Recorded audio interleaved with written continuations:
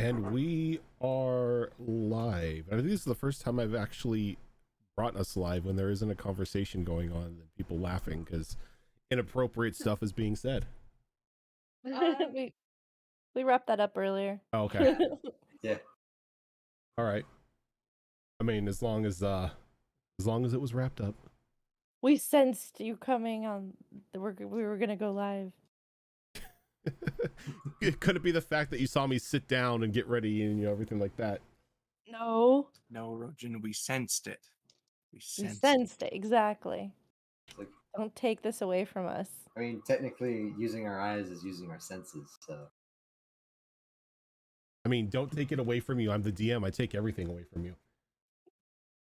Just don't the take. DM giveth, and the DM taketh away. Don't The take this DM gift. don't even give it. The DM to just take it away. No. Oh, that's some nice happiness your character has there. Be a shame if something happened to it. Oh, Am evil. I good to swear on this? Yeah. Yeah. Okay. This is it. I may have forgotten. This is an 18+ stream. Mhm. Okay. Don't worry. The word fuck is said a lot every session. So Bitches and hoes. Most of it's just fuck. yeah, bitches and hoes. So it's been a little bit. How are you guys? Good. Pretty good. You ready to play? Oh yeah, like I have been D&D content starved for like the past month right now. It's like last month I ended like the entire house pretty much save for Cass got COVID. So like Yeah, I don't couldn't know how do D&D on stream, couldn't do D&D in person. And then the summer being the summer, because the summer hates us. The summer hates this channel. They're like during the summer everyone's on vacation or things come up and like shows just don't happen. It's a thing that's been with this channel since like its iteration, like from May to like mid-August, early September, like things are up in the air and then it comes back down and levels out smoothly. But yeah, and then we just then Cass's computer decided it didn't like to be alive, and we had a bunch of makeup family birthdays and stuff because of COVID and everything. So we're just now getting back, settled into like a normal situation here to where the weekends are once again technically ours. We actually have a D&D weekend coming up. We're going down to a friend of mine's place who plays in our live game, and we're gonna be there for like Saturday, Sunday. But I specifically set it to where it's a Saturday that we don't have a show. Nice. Nice. Yeah. So that's gonna be fun. And then of course in the downtime I've come up with like 6 more campaign ideas. naturally. Yeah. One of them may be inspired by Deep Space Nine. Cool. I still need to watch that. Honestly, it's the best Star Trek. It Does it is. have It Riker? really is. What's that? Does it have Riker? Riker is in an episode. Just one? Just one. All right. But it's a Riker focused episode. Okay, but still, it's just one episode. Worth it. But yeah. So I don't know how much you guys have been wanting this to continue on since that little cliffhanger, but I've been like wanting to like get this underway because like just so many plans have like spurned from this since you found the goblins inside the mechanical worm and you saw the kobolds working on the mechanical giant. Cass joined a league of its own. Yep, Cass joined the group last time we played with her rabbit folk character, her rabbit folk barbarian Juniper. So Bunbarian.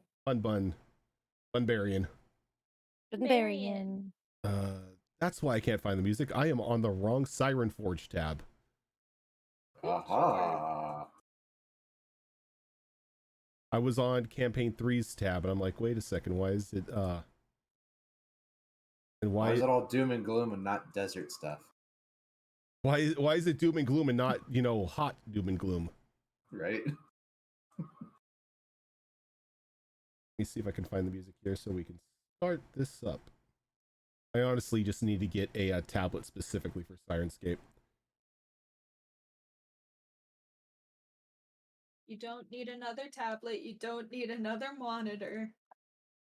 I forgot, like, what reasoning were we using for Snit and Nyrix's absence? Were we saying they were along and just staying with the skiff? Are they up in the angel Snit, base? yes, Nyrix is still up there because she's researching stuff. Right, And okay. then Snit is going through some like emotional trauma recuperation. Okay, so he's basically up there too, and they were going to join us later Yes. whenever that happens. Okay. Yes. But yeah, so as you as the goblin is standing there like just looking at you in disbelief, his face covered in smoke and grease, his clothes just black.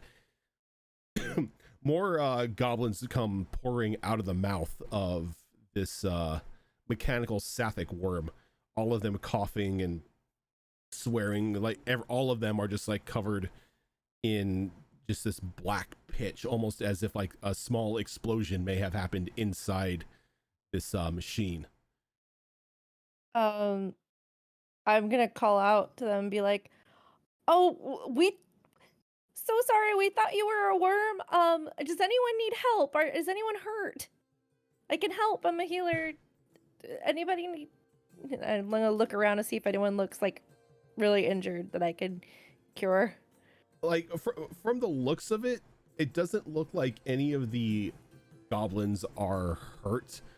It's more looks of annoyance and maybe a little bit of tiredness on their face. But you don't see any visible injuries. Okay. The goblin that first addressed you was like looks around, is no, everyone's fine. At least the dampeners inside prevented any damage from the crew, but you've screwed us over. For what? Of course the tall ones wouldn't understand. Paul? Wait a moment. Are you in some sort of group similar to those kobolds back there? Yes, we're in a competition right now, a sort of simulated battle. Okay. Oh wow. I'm starting to understand. A small region-wide tournament for, well, the small races of this world. Goblins, kobolds, gnomes, and halflings. Okay. But so we had just disabled the kobolds, taking a great early lead in the tournament, and then you all came along and tried to get the leg. So we thought they may have gotten outsiders to assist, which is insanely against the rules. Does that disqualify them then? Leaving you guys with a chance? Well, they're disabled. They can't really do anything, so they're kind of out anyway. But yes, I will be bringing this up to the proper authorities in this regard. Our apologies. We did not know. Yeah. It's fine. It's not your fault. Though the beating you gave this thing obviously tells us we need to make some structural adjustments. It should not have been easily ripped apart by you. No offense, but this is supposed to be a siege machine. Right. Gotcha. Well, I mean, in our defense, we're kind of a unique group with skilled individuals. Probably not necessarily something you'd find normally. This is true. We did design this thing to take on other large machines and anything that may try to interfere. And he kind of looks up to those two large flying the two Anzu that are still up there hovering. They've been a bit annoyed at us in the area. Apparently, they have eggs in a nest nearby. Oh. Oh. They don't necessarily trust us, but until now, they thought we were just a giant and a worm locked in Mortal Kombat. Doesn't look like they've noticed us yet, which is a good thing, but I can't really say for sure how long it's going to be before they spot a bunch of little goblins and kobolds running around the outside of these creatures. Well, how long do you need for repairs? Thankfully for us, it looks like inside it's just minor damage. Outside, we're gonna have to hammer out the dents. We'll probably be ready in a couple hours. Kobolds, on the other hand, unless they can manufacture a new leg out of the blue, they're kind of screwed. Well, we kind of promised to bring them their leg back. I mean, It's against regulations. They cannot obtain any outside help. If they wish to have the leg, some of their crew must come get the leg. okay. So that'll be on them then. Yeah. Fair. Well, in the meantime, Sarah, do you think we could assist in protecting them until their repairs are done? I really want to get our skiff back from the kobolds. Considering they tricked us, they're not exactly very trustworthy. So I think we should probably get that, and then we can come back and offer cover for the goblins. Honestly, it's best if you stay away. We're small. The Anzu may not notice us. You're a bit bigger. You're wearing a bunch of flashy stuff that may catch their attention. So the further away as possible as you can be, that would be great. If you want to keep an eye out, make sure that they don't come down and then swoop in to save the day if they do. That is 100% fine by me. But right now, you being here is more of a danger to us than anything else. Understood. Then we will leave and just keep an eye. What's your name? You can call me Socket. Socket? It's my participation name. I'm Syra. Reju. Juniper? I'm Callie. And if they do spook down and we come back, maybe I can just talk to them and ask them to go away. Well, they were shouting at us when we went by, so maybe. All right, She speaks bird. We should probably head back then. Yeah. Yeah. Yeah, so sorry. Next time we'll It, try and remember this location. it's fine. I It's thought fine. it felt weird. I got this weird, like, not animal vibe from it, but I wasn't sure, because I should have... I mean, Sorry. I mean that's actually good feedback for us. We built, a Sathik worm completely due to its inside its parameters, but we don't know how it moves or it acts or anything like that. We just went off what we've heard. Yeah, maybe observe its behaviors a little bit more, but I mean, you got real close because you tricked me enough to make me think it was just maybe a weird species or something. Like, I mean, I had no idea you were mechanical at all. So, and I'm a druid, so I know about creatures and stuff, but I also would like to mention the poison or whatever, the slime. Oh, yeah, well that completely concocted by ourselves. We sort of got our hands on the poison from an actual Sathik worm, kind of reverse engineered it and turned it into basically a household product. you guys are very talented, I have to say. Oh. Very... Everyone here has years of engineering experience. We live for this stuff. Are there more? Are there more? You said this was a tournament.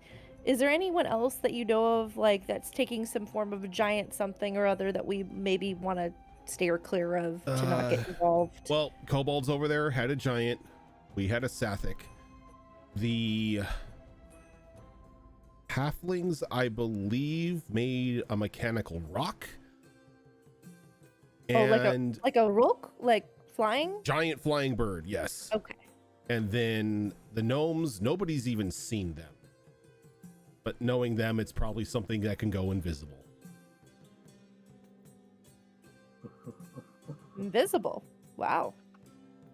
Yeah, they love to brag that they were the first to create portable stealth devices, something that mimics a cloak of invisibility, but in a little in shape form.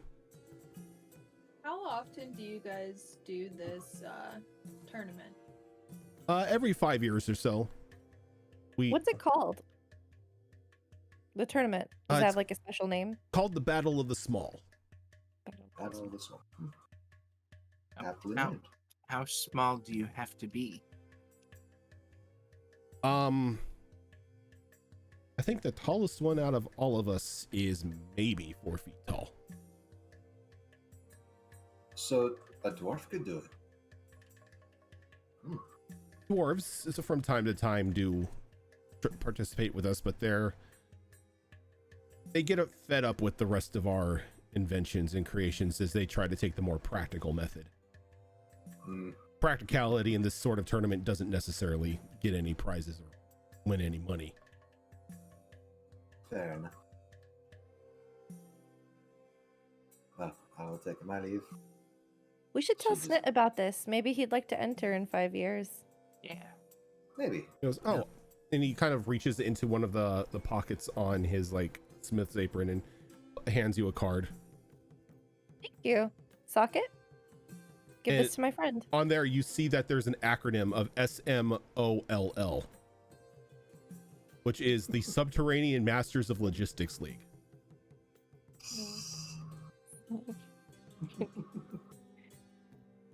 Love it. Love it. I'll write it down. All right, so I guess we will head out and probably confront them. Tell them that they're disqualified. I wouldn't really necessarily tell them they're disqualified. Honestly, you're not in the tournament, you're not in the administration. That will just probably either confuse them or make it sound like you took a bribe from us. Fair. We'll file the necessary paperwork after this is all done, but for the time being, unless they can find a way to get their leg back, they're not going to get it. And once we get this thing up and running again, it's going to go into the mouth and into our shredder, so they're not getting the leg back. We'll just say it wasn't possible for us to achieve the leg, so we will not accept the reward, and we're just gonna get our stuff and go. We Fine could by say me. it wasn't there. If you ever need anybody to work on anything for you, or you're looking to employ people, me and my crew here, top of the line engineers, you're not going to find anyone better. Thank you. Where can we find you? Well, here for now, contact you. but where are we going to be after this? Well, if this thing survives, it's probably going to become our new little command center, and we're going to go exploring around the desert, see what we can find, treasures, all that fun stuff. Not a lot of people are going to want to mess with a giant, mechanical Sathik worm. Fair point. Word of note, beware the moving pyramid. Just Okay, that's FYI. ominous. Yeah, no, it confused us too.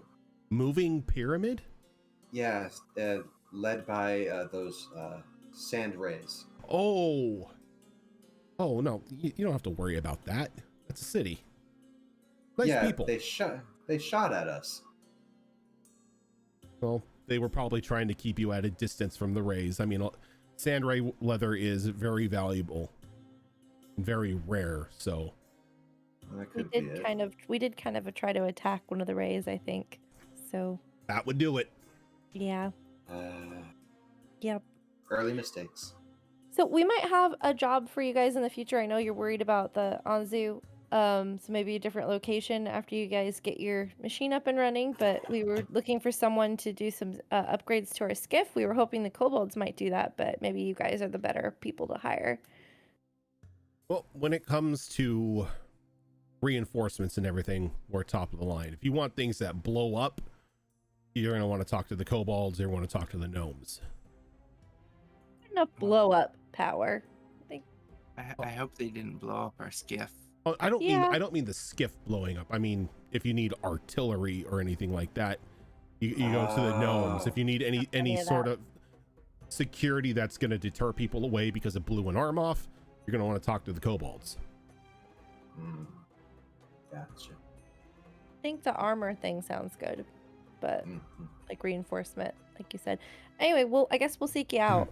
I have some ways of finding people, so now that I've met you, it was a pleasure meeting you and your crew.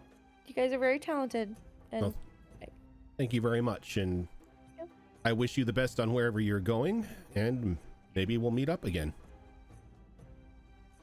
yeah, I hope so. It's been a pleasant experience, and I've got a friend I think would love to speak with you guys one day. So And he nods and kind of like wanders back into the mouth of the mechanical worm, and you see that he pulls up like a small like communication orb and he starts yelling into it. Huh. It's very interesting. yeah, we start walking, or briskly walking, if not jogging. I think Cyrus probably gonna jog. I'm gonna start Yeah. jogging back. I'll start jogging back. Okay. And you once you get back to, like, you get closer to the giant, you can see that the kobolds are working on repairing any of the structural damage of their mechanical giant, but obviously still missing the leg. And then off a bit of the ways, you see its club on the ground, and it's got blast marks all over it, and you can see these small bricks that have been placed around like various points of like the upper part of the club.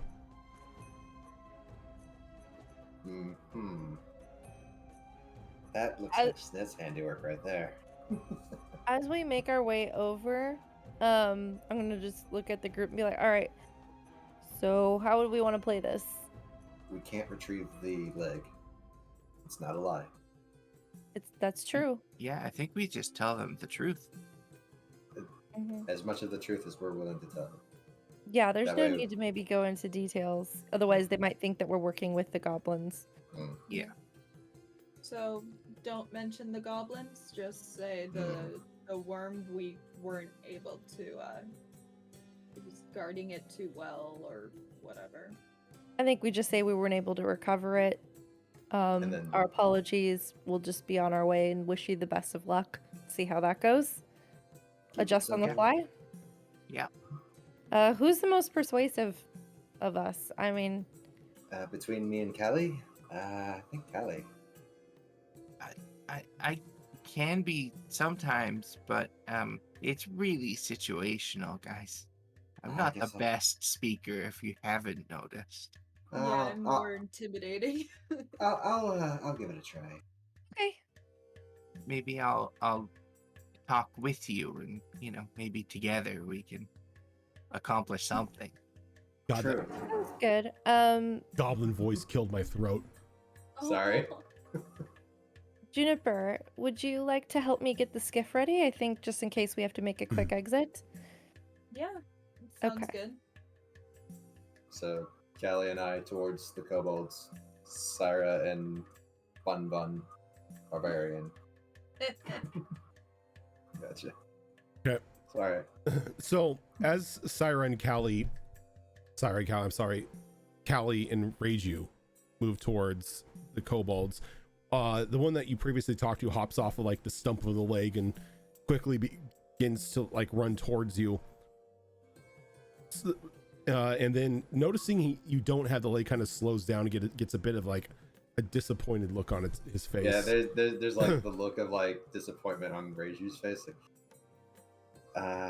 so we weren't able to bring you the leg. Why not? It's right there. It was right there. Yeah. You kind of. You want to make any sort of like any sort of deception roll or anything on that one? I'll make a a deception roll. It should work out to fine.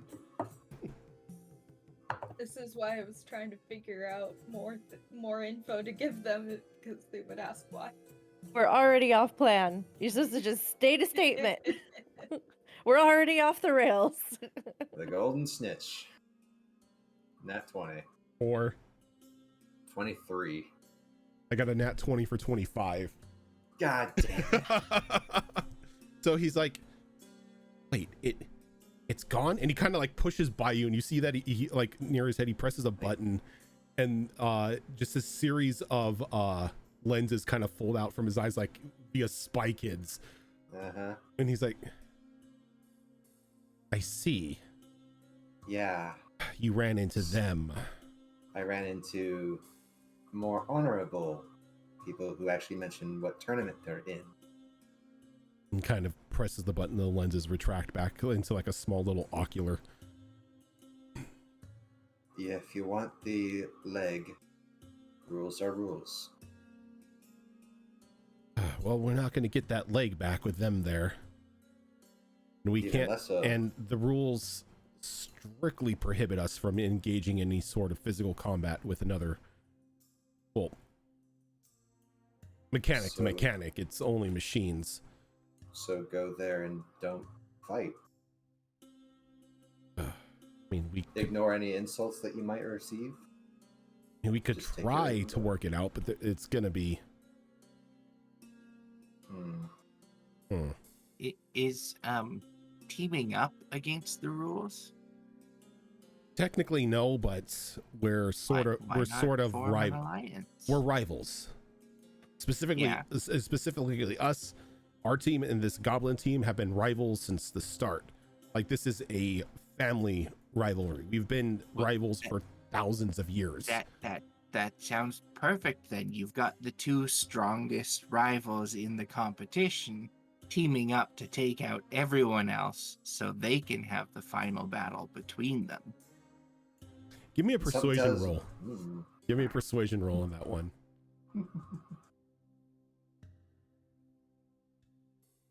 I wish that first roll wasn't cocked because it would have been much better, but that's still going to be a 17. You can see the gears like working in his head. You know, for a tall person, you actually make a lot of sense. Well, I am short for a tall person. I mean, it's definitely going to be a pain in the ass to fight the gnomes if we can ever find them. Have someone watch your back, you watch theirs, and maybe you'll find that invisible thing. You know what? I think you have a point. With our giant and their explosive boulders and explosive club and their gigantic burrowing machine, we should, have an advantage over everything else. And well, they're going to need help fighting the halfling's flying machine. You know what? I'll send a team over and we'll start seeing if we can't negotiate. Glad to be of assistance. It's sorry that we couldn't actually bring you the leg before, but I'm sorry at trying to deceive you. I was trying to get around the rules, not necessarily trying to get you to help us to advance in the tournament, but just so we can get our leg back.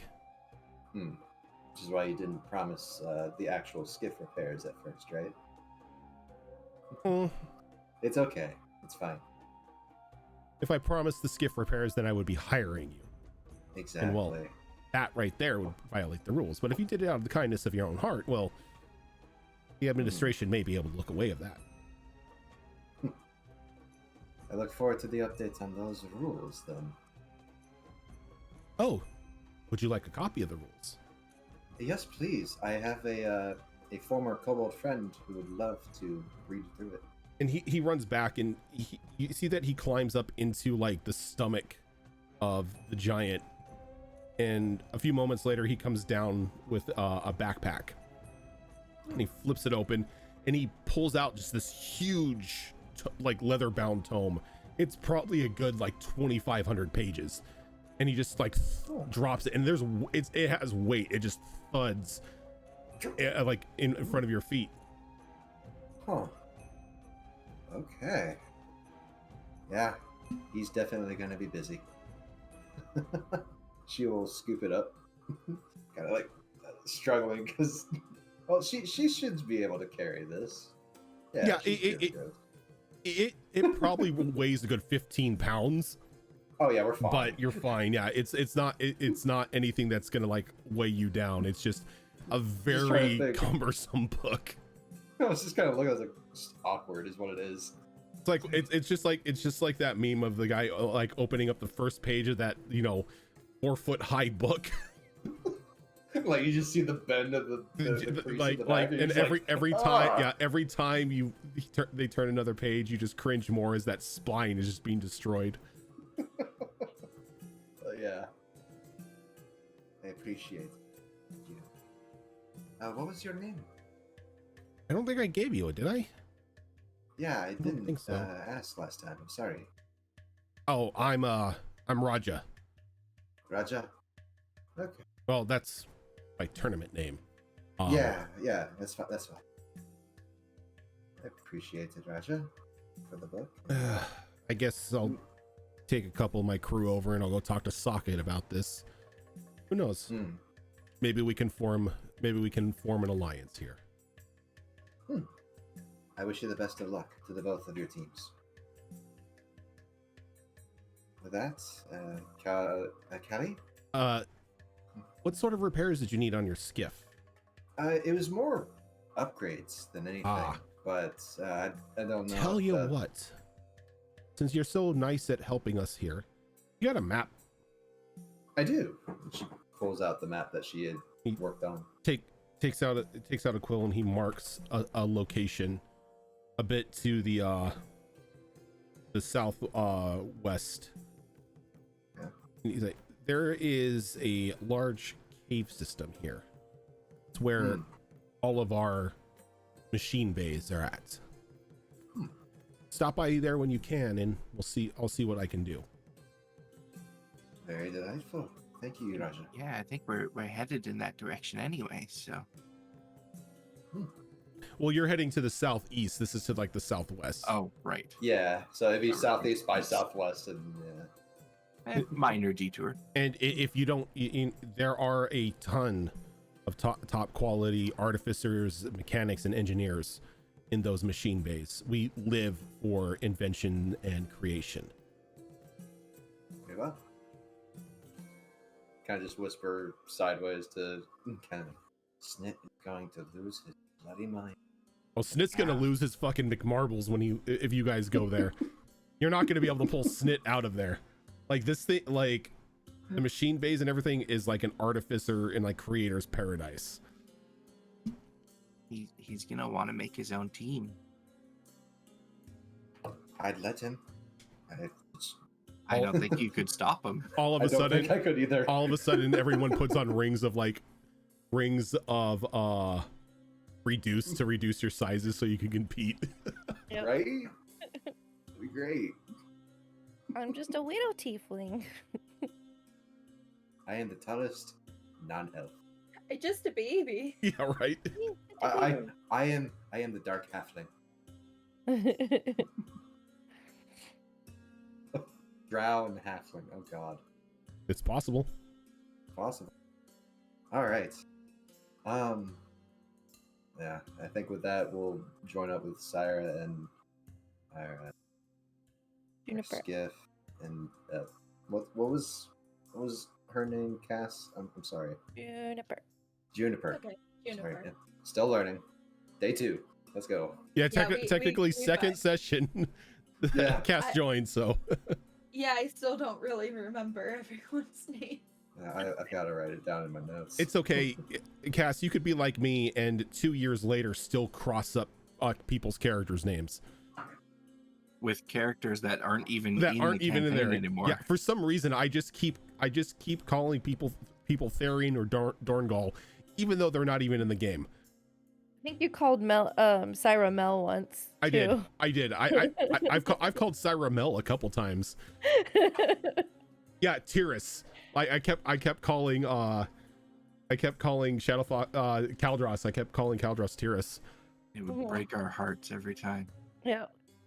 It wasn't intentional, I swear. So how's the skiff looking for us when we look at it? Has it been messed with or? No, they haven't touched it. Okay. The kobolds have all been pretty much making repairs and adjustments on their machine. And you could see up in the air that the Anzu haven't necessarily moved, but they're sort of at like a different altitudes. One's higher than the other. And they're just like scanning their horizon. It looks like they're very much agitated, but at this point in time, not moving to attack anything. Okay. I'm kind of gonna keep like an eye on that, just glancing up every now and then, seeing their position and their behavior. When we see Reiju and Callie, we'll be like, "Oh, how'd it go?" I got a book. That's a big book. Yeah. I have a mini library. Rules for the tournament that someone we know could read. Yeah, I bet Snit would love that.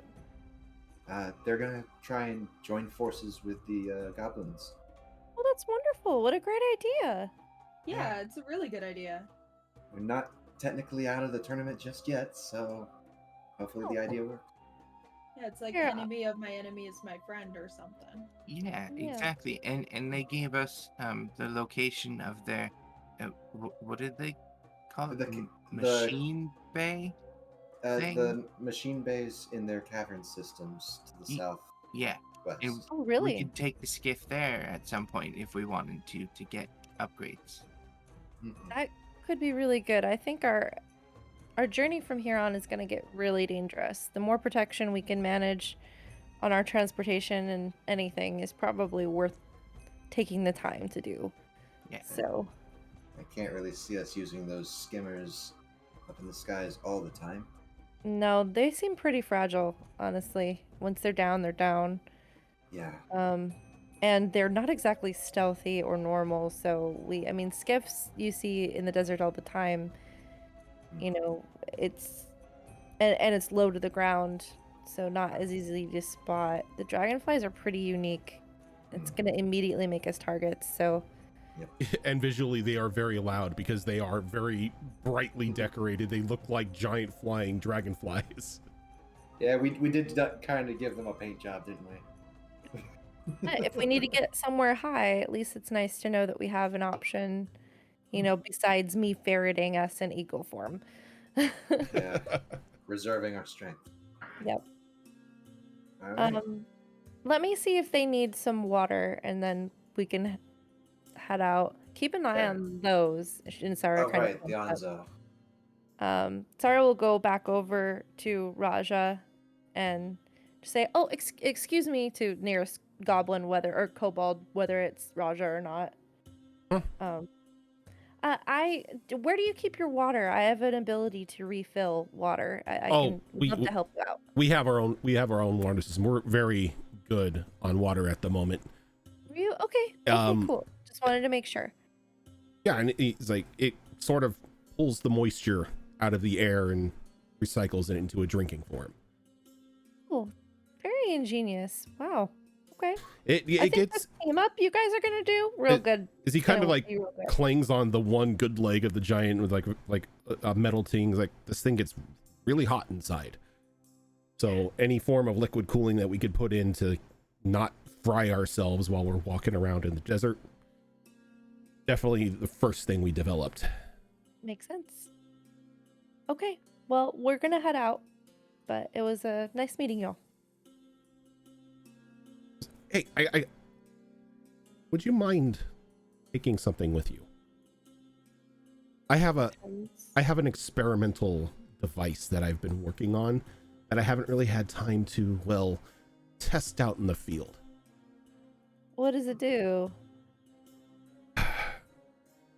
He reaches down, he pulls out like this small cylindrical like device with a handle and a trigger. You've seen a couple firearms in your life, but this one looks a little weird as he flicks the back of a clicks the back switch and it kind of folds open, and you could just see just the one cylindrical tube to fit something inside.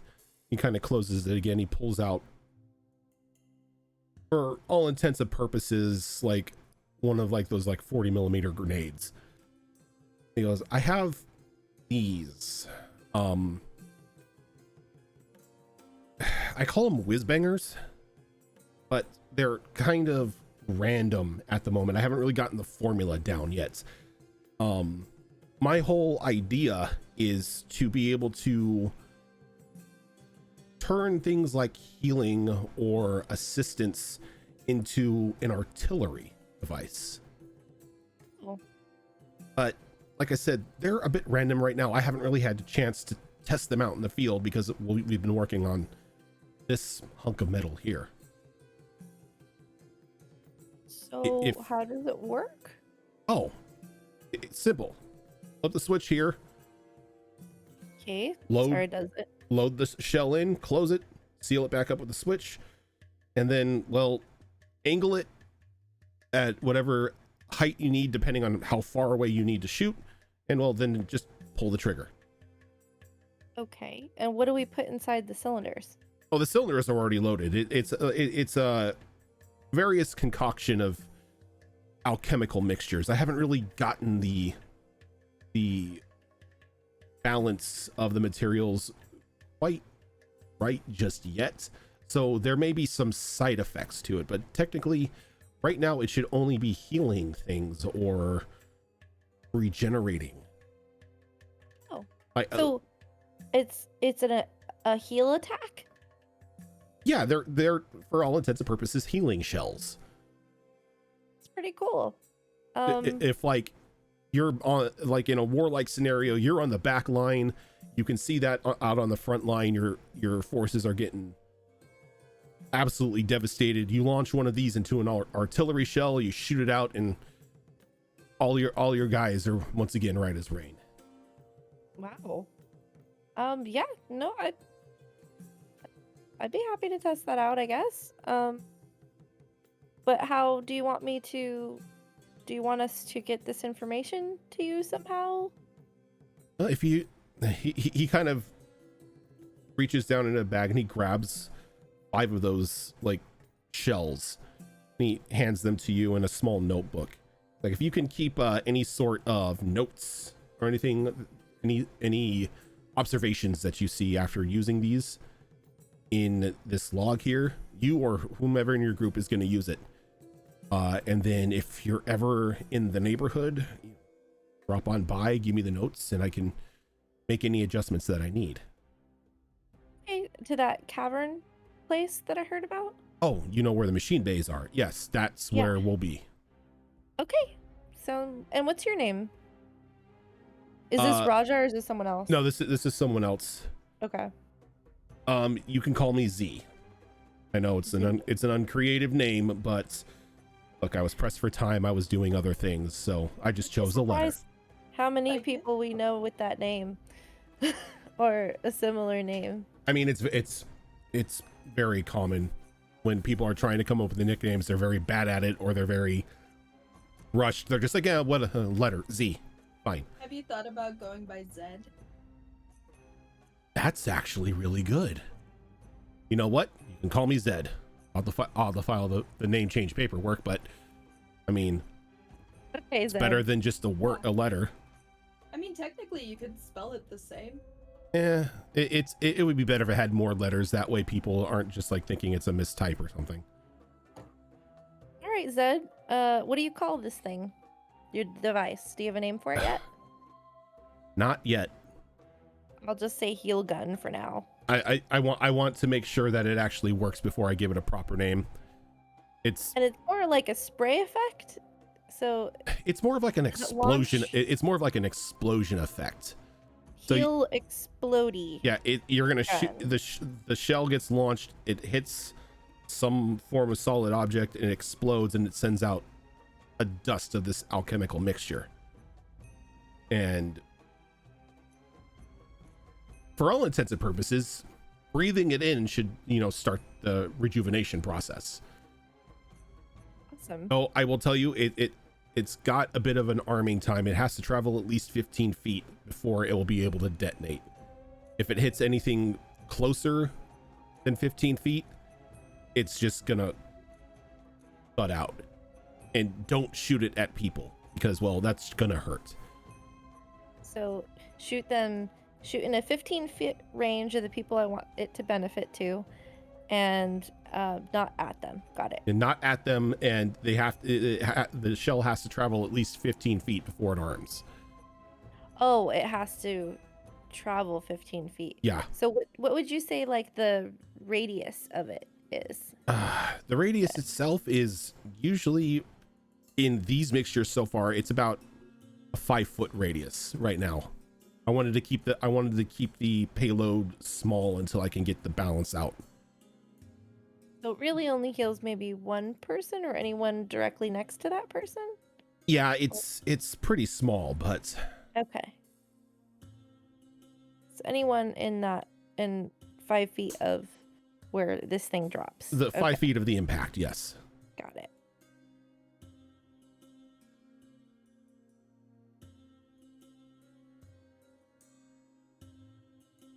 Yeah. Well, I'm Sarah, and I don't know if I'll use it, but I've got a lot of friends who would probably be really interested in testing this out. So, thank you, and hopefully we'll have some good notes for you. We have usually very many occasions to use things like this, so very active life that we live. So, You and your friends are always hurting for healing. yep, that's true. So, less that I have to do is good. Thanks. And she'll just kind of trot off. Yeah, it'll make your job easier. You see Zyra come back holding this thing. Oh, I got a thing. Just kind of holds that. It's like, huh? It definitely looks like something Snit would make. Yeah. And I it's like- describe everything that the Cobalt explained to me. So all those details I pass on to the group going on to how to use it. unload it. by So opening it it's and a take out the healing shell. grenade launcher. I like to call it a heal explodey gun. But I mean, to each their own. Folds it up, puts it to the sides. Heg for short. I'm happy that Reiju like took the shell out of the two, Yeah, like because the literally Cobalt just like, handed it to Yeah. Syro fully loaded. Yep. Here's a live gun. Yeah. Enjoy. So- Here's I already a- used these. here's a single shot grenade pistol with a live Shut up. round inside. Takes the one shell that was in the gun, looks at Sarah, like, "Did it give you more of these?" Yeah, I've got 5 more. Here. Okay, yeah, it's gonna put them in like a pouch, and put the gun and the pouch in my bag. Oh, Yeah. and here's the notebook. Their name is Zed, and they want us to keep notes on how the thing works. We're supposed to, Right. and I explain how we're supposed to like give it back to them at that cavern at some point. You know, drop Fair off enough. notes. Okay. Very well. I'll see what I can do with that. I can always send messenger birds too if we get enough notes to update. Zed. All right, so we can travel the book to them. Well, no, you would dictate your notes and to the bird, and then the bird would speak with your voice. Oh no, that won't be necessary. Like I figure, eventually we might end up there anyway, and I can just walk it over myself. Okay, so yeah, everybody ready to go? I think so. Yeah. Yeah, I We're think we needed to continue on to the border to head off. Juniper's Hold on, brother. it's been a while. Juniper's brother. Yeah, her brother. So I forgot my brother's name. Theo. Theo. Theo. Theo. Thank you. It's Got been a it. while. Theo. And he's the more sneaky type, if I remember correctly. Yes, he's the sneaky, and I do the hitties. So, and I look up at the Anzu again. Any movement up there? They still just circling? Yeah, they don't really seem to be too annoyed, though. You notice once Raja and a couple of his kobold compatriots get over there, there's a bit of a tense situation to start off, and they start like, you can hear audible yelling coming back and forth. You're not really sure exactly what's being said, but it's the pitch of their voice is carrying it's some both of the birds are obviously deaf. It's an old married couple. I rolled a 1 and a 4. They didn't hear anything. They're just Y'all want to go check cruising. that out? They're just cruising. They're like, Oh. what's that? A couple of the ants are yelling at each other. Who cares? But after a while, like after about like 5 or 6 minutes of them shouting back and forth, it seems to die down, and it looks like they're beginning to come to an understanding. That's good. All right, looks like it's safe for us to head out. I don't think these... We'll keep an eye out just in case, but it looks like these Anzu are content to just circle. As long as they Yeah, don't they- get too close to their nests, this should be fine. Do I know anything about where they would make their nests so that we can avoid getting too close to them? Go ahead and give me a nature check, since you've been out here for a little bit and they've been in like one specific area. Oh, that's good. 25. 25. From what it looks like, where they're hovering at, it looks like you would assume that the nest would be either directly under them or anywhere with like in like a 30-foot range of that area. Okay. I'm going to indicate that to Callie and Reiju and Juniper and be like, let's try to avoid these spaces that's close to their nests. We don't want to agitate the Anzu, provoke Right. them. Yeah, last thing we need is a bunch of birds trying to get at us. A bunch of dragon lightning firebirds. Yeah. So I'm like, Yeah. let's make them path out this direction, and then we can kind of curve back onto the Right. direction we need to go to. I mean, I like, as a creature, I honestly love the Anzu because Gorgeous. they're considered dragons, they're considered birds, and they're considered elementals. Wow. Trifecta. But Someone could be like, so are these like a bird or a dragon or elemental? And you're like, yes. And then It's they're like- going, oh. it's a giant, it's a beautiful, like, I don't know if I've shown you guys what the Anzu look like. Mm-mm. They're literally a triple threat. They are like, I'll bring up the map real quick here so everyone can take a look at the token. But the Anzu, Oh, so pretty. no, not Control C, Shift C, are just these Wait a minute. These are the birds we saw back in the Wildlands. city. No, not back in the city, but into the wildlands. You fought one of them, or those who were into the wildlands fought them. Oh, okay. I thought this was the same creature that No, was like that no. pair that we met that were just hungry. No. Those were something completely different.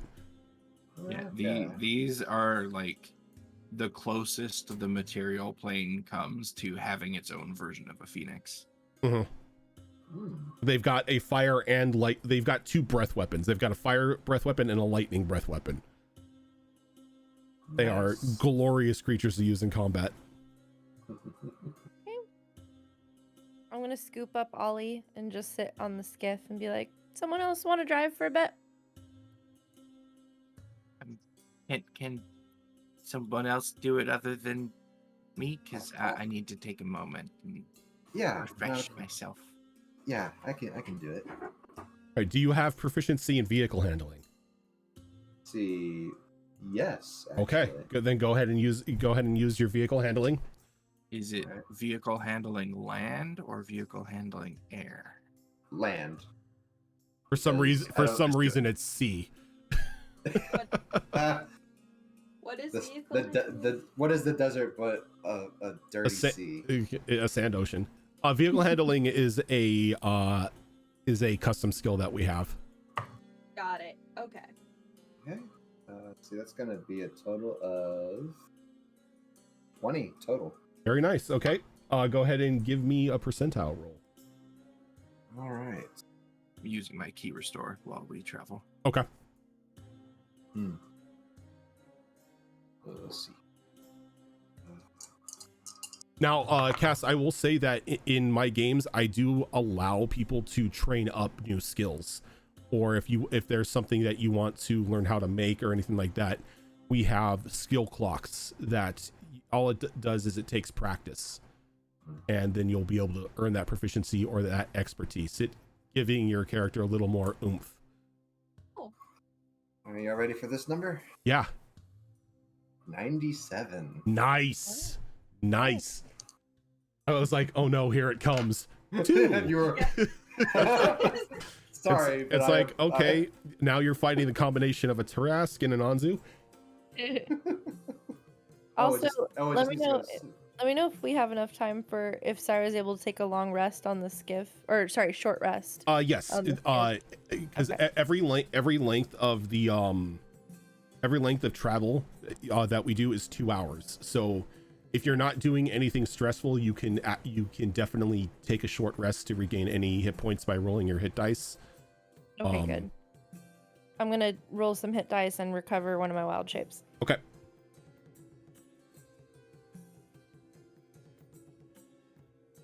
So, as you are traveling along, Reiju, you notice something strange. A small cart.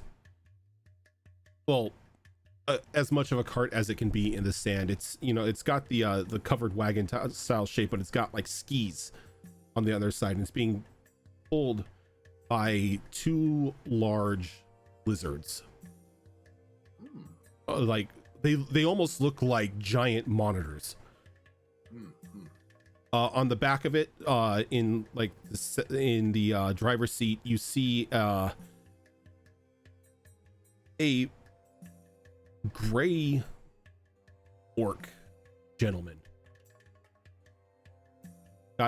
Wearing very, very loose clothing, just so he doesn't overheat, just like grays and browns. Though you can see like almost every inch of the exposed skin on his body is tattooed. It's kind of mentioned over the rings. Very peculiar sights. Do you think maybe a merchant? You can check it out. I mean, might as well. An opportunity. I'll go ahead and start pulling it over then. If someone could get the sails for me, the steering on this thing is still a little rough.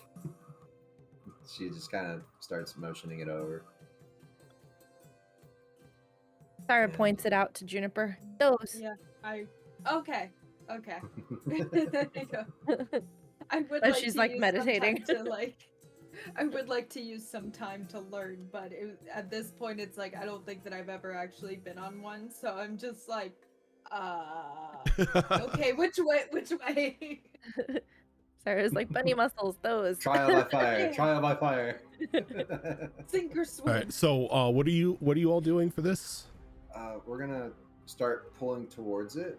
Okay. Just kind of see if we can get up alongside it and park ourselves. Okay. I'm helping.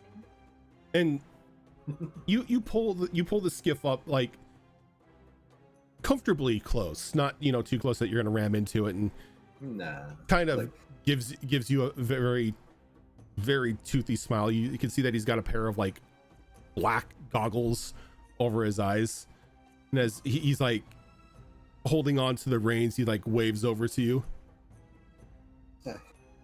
Are you a merchant by chance? Something like that. Was wondering if we could browse your wares. Why not? And he kind of just he grips the reins and he pulls back, and you can see as he pulls back, like his muscles like strain, but he pulls enough to bring both of the lizards up like on their hind legs, and like they just skid to a stop. Okay. Yeah, just kind of ease down on the I guess our catch if you will. Just throw the anchor out and hope it doesn't rip the skiff apart. Come on, do it Sea of Thieves style. Just drop it full speed. Doesn't matter. Oh God. Have you ever done the slingshot maneuver yet? Yep. Yeah, we slingshot all the time. We slingshot and we Tokyo drift around things all the time in that game. I love it. Fair enough. So yeah, eventually just kind of dusts off, and she has her own goggles on right now because bright sun and all that. Bright sun and drow. Not really a friend of the light. But I praise the light. Just kidding. You praise the light, but it does a number on your eyes. She'll dismount and walk over. And Sarah's gonna follow. Kind of hops on out, and he's close to 7 feet tall. Whoa. What is he again? He's a gray orc. Okay. Well met, traveler. I am Reju. This Syra. is Syra. Juniper? We were wondering what kind of It's Callie. Oh, sorry. Hey, Callie. Well, I'm in the back here. Hi, sorry. I'm Ricker. This here is my traveling parlor. Parlor? And he kind of holds out You his did arms. hair? He holds out his arms, and you can just see all these like tattoos that are like a mix. Like, I'm a tattoo artist, Oh. See? but my tattoos are a bit special. As he kind of just like closes his fist, and you can see the tattoos begin to like light up in like blues and whites, and they begin to like swirl around and like take different forms. And he untenses his hand, and they just reset. I deal in magical tattoos. Ooh. That sounds dangerous. I want Dangerous? one. Dangerous. Yeah. Only if we get the wrong mixture and everything, but that's only happened once or twice, and that was years ago. So you're a professional then? I've been perfecting my craft for 35 years. Wonderful. I might be interested. Yep. Yeah, Syra. Syra and Juniper like- Yes. Tattoos, please, tattoos. Pick me.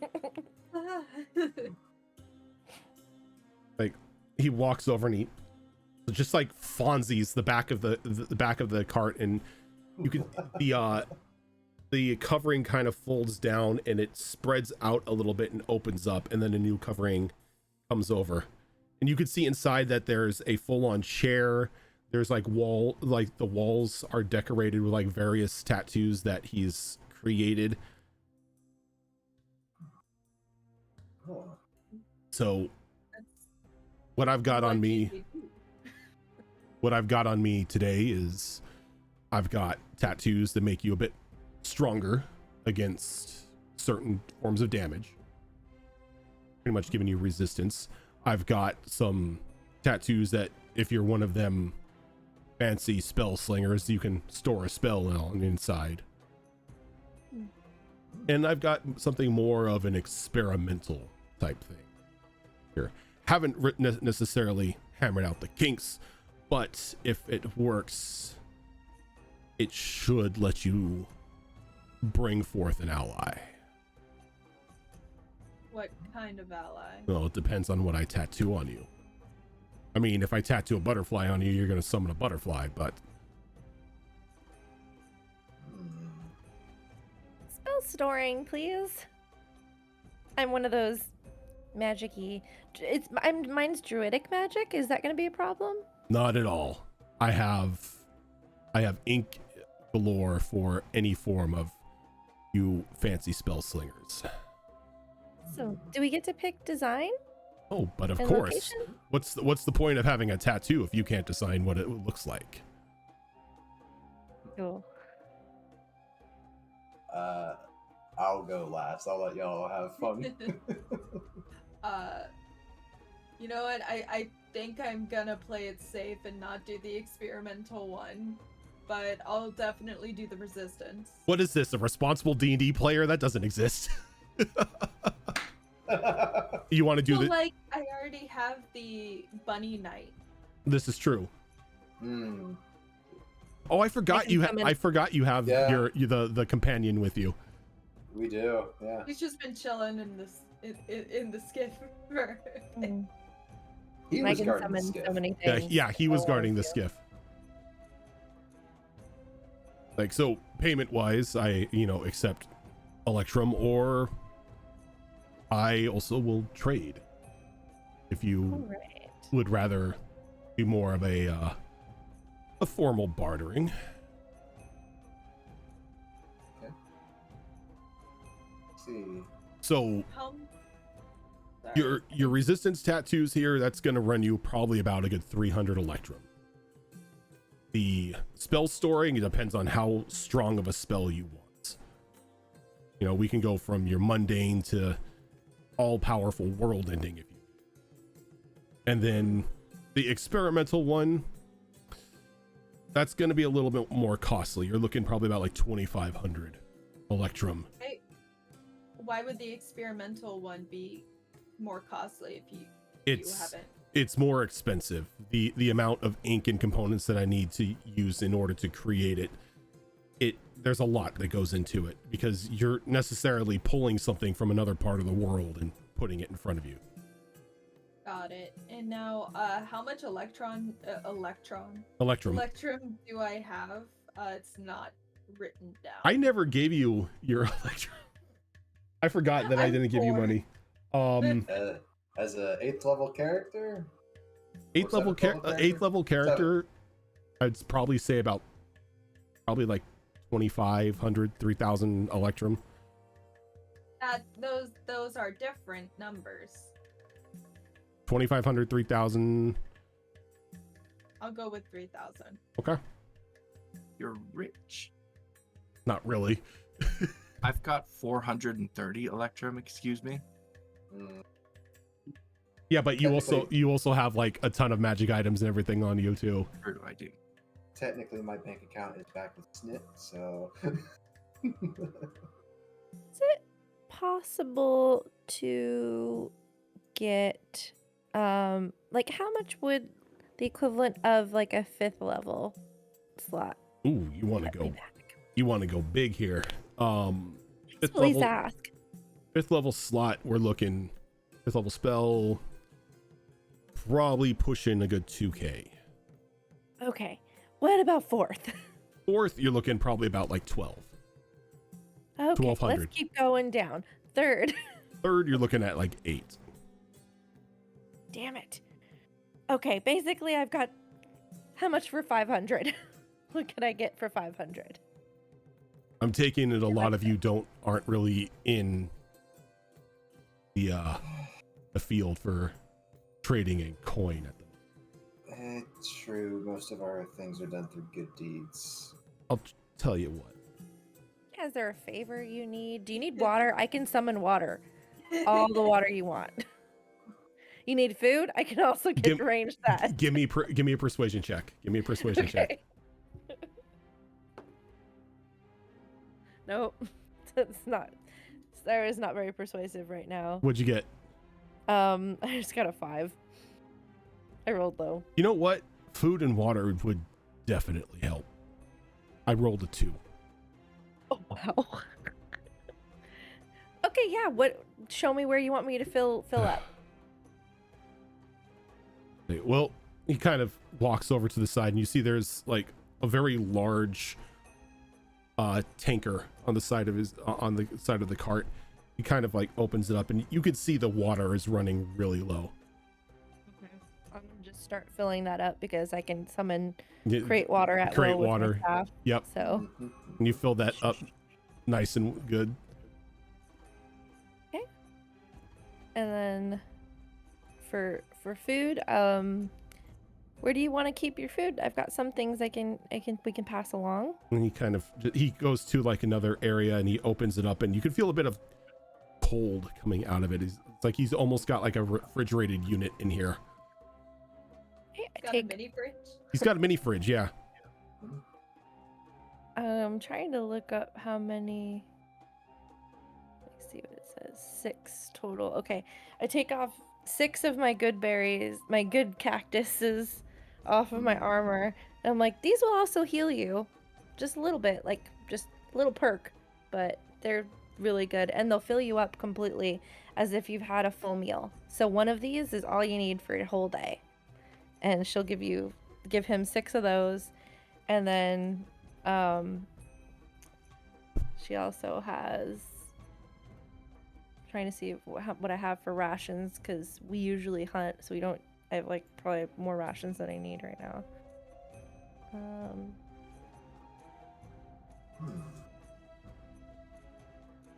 Okay, I have 10 rations, so I'll offer up 5 of those. Okay.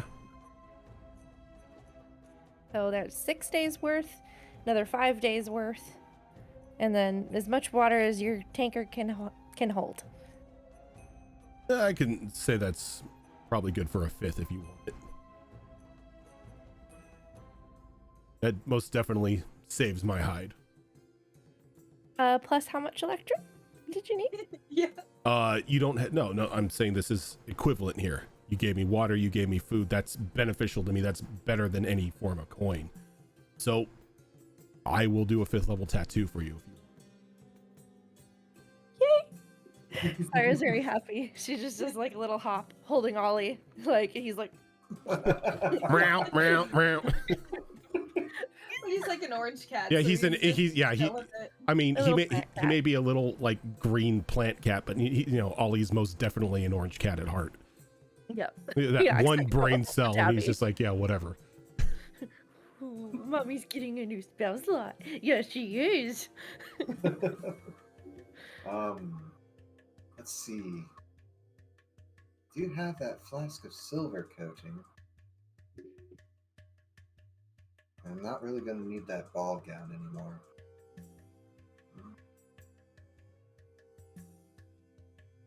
Mayhaps you have a partner that you could give these 2 items? Give me a persuasion roll. 22. This guy is just way too willing to give shit away. This time I rolled a 5. Oh no. I feel almost bad, like we're taking advantage of him. You For rolled a me 97, so For me personally, one of those experimental ones for summoning would be great. I had something in mind. So what are you offering him? It is the desert ball gown, the second one that was made for the dance party back in V-Town, and also the flask of silver coating. Okay. Oh no, the silver flask is actually a refillable healing potion. So. Yeah. Mhm. Sorry. So those 2 items right there. And I'm not sure how much that would come up to, but I also rolled a 22 on the persuasion. So the flask itself, like if you're giving him that refillable healing potion, like that will be the only thing he takes, because that is most definitely, an equal trade here. If he's giving you a summoning tattoo, and you're giving up pretty much a bottomless healing potion for it, yeah, he will most definitely do that. He looks at it, he's like, you know what? The combination of her food and this, whatever you need, you and your friends, we'll call it even. All right. And that. Yeah, you didn't have to give anything. I have nothing. I got the Electrum, but I have like no items. I was about to start offering stuff for you, Juniper. I was like, we've got a firework. I've got this. We've got fireworks. I've got some rubies here. Hey kids, you want explosions? What do you have? A knife. No. So for the protection one, how strong is it? It will give you resistance. So what it will do is like anytime you take damage from that source of power or that source of damage, it will half it.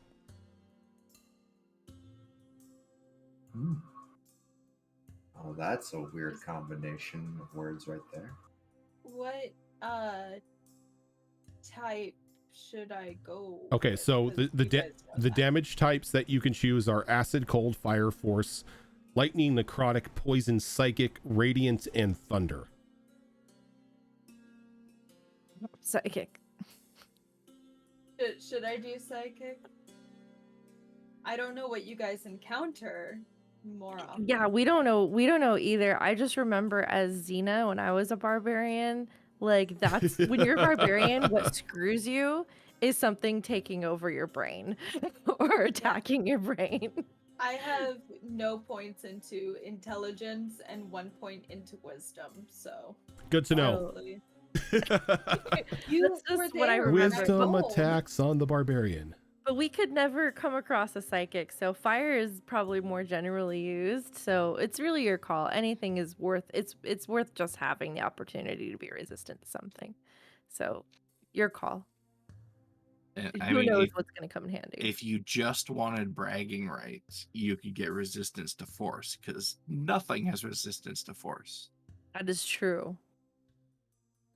What is force? Force Just is a type of damage. It's like sonic damage. Mm-hmm. got it. I think mine is just going to be like a Valkyrie tattoo, some kind. Syra Yeah. is just going to show these like Celtic knot, like druidic knots, basically. Mhm. And she just wants druidic knots from like that kind of come up around here and then go down her neck. Okay. I think I'll actually go with psychic Okay. resistance, and I'll do like constellations on my arm Okay. because I just came up with the little lores. Me and my brother would often stare and make constellations up in the sky. So for psychic resistance, that's going to be a silver ink. That will those like so the stars and everything on your skin will be silver. Where do I put that? You could put it anywhere on your sheet. Normally, the best place to put it would be under the abilities, like the side section, or pull up your character sheets here. So just some random character sheet here, so I can look.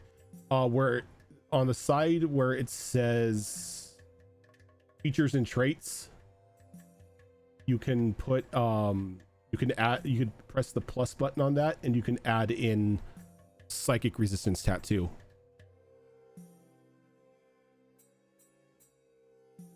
Or whatever you want to call it. Where Mind is shield. features and traits?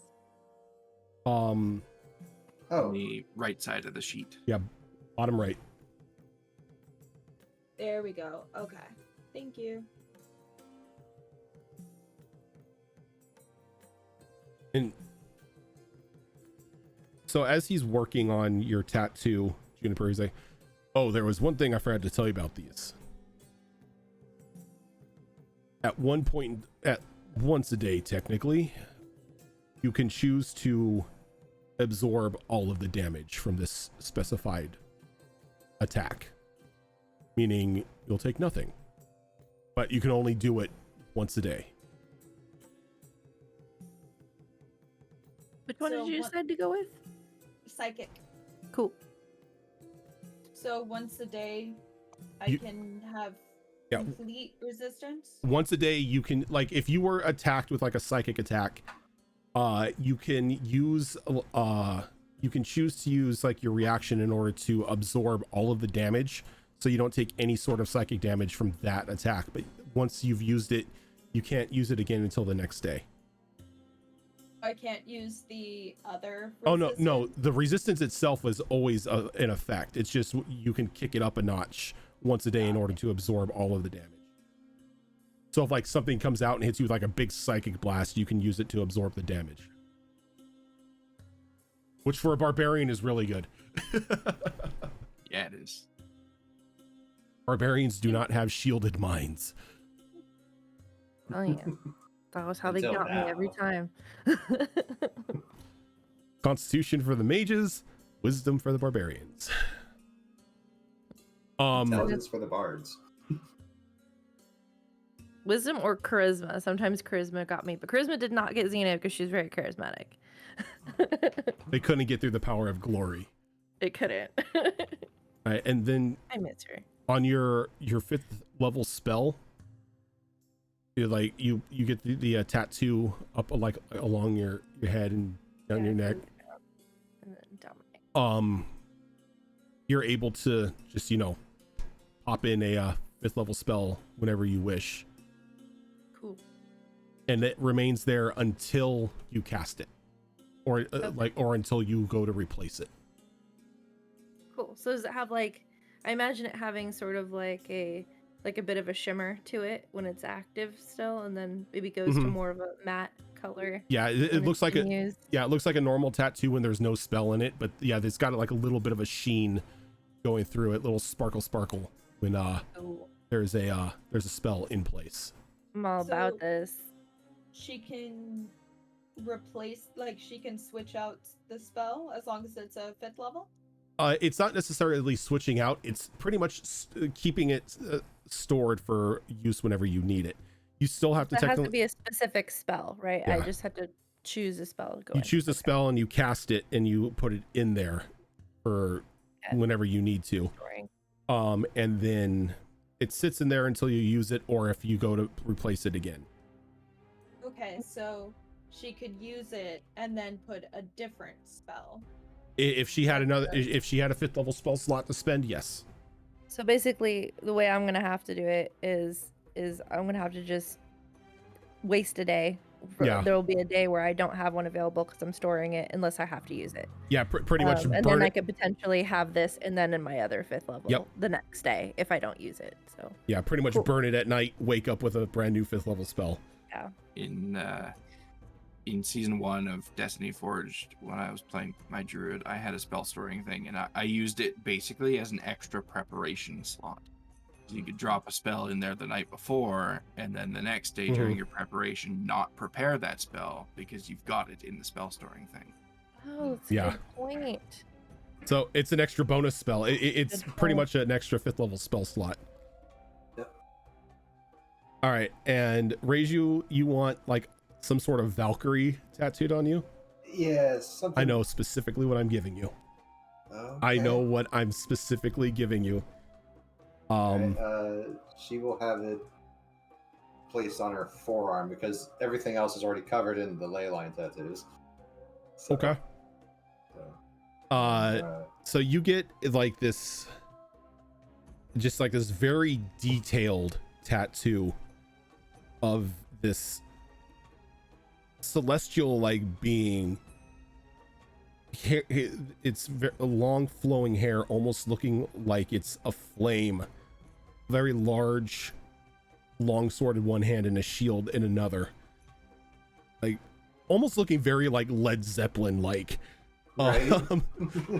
But it stands out. It is bright. It is fully colored. It is fully detailed. Like so, in order for this to work, all you have to do, take your hand, grab it, and then slam your hand on the ground. And that'll bring your friend out. Okay. Now, your friend's only there for a little bit of time, technically a minute, at 10 rounds. Mhm. And afterwards, it takes some time to come back, but once the tattoo fully refills, you can use it again. Okay. So pretty much Is it- these tattoos have the equivalent of a dragon breath weapon recharge roll on it. So after you use it at the start of the next day, you roll a d6. And on a 5 or a 6, it refills. Okay, cool. Not a problem. Does this entity act like the contracts that you usually see with other summoning rituals, or is this like just an entity? It's contracted to you, but I wouldn't advise trying to order it too much around. Don't summon it to make it sacrifice itself or anything. This is still a living creature. No. You are just pulling it from another area of existence to assist you. Yes.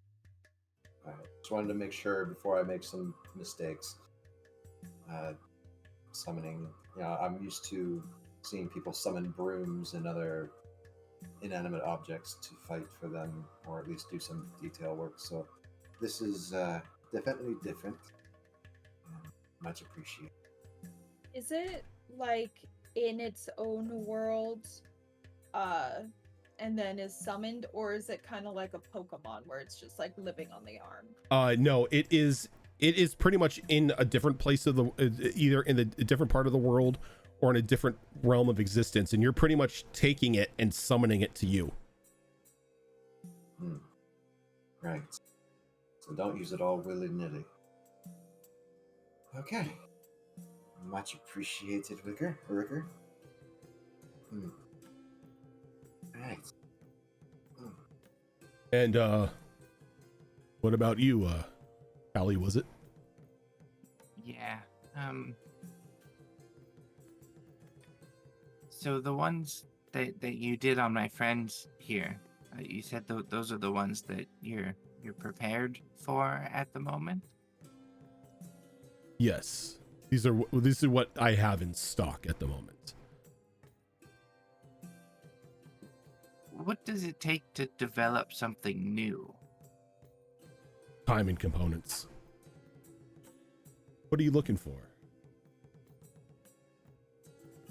Well, I've got this really interesting ability to, I guess, like manifest wings made of fire, kind of like a phoenix, and I want to try taking it to the next level. How so? Well, I've got the wings of a phoenix. I want to get the body of a phoenix to go with.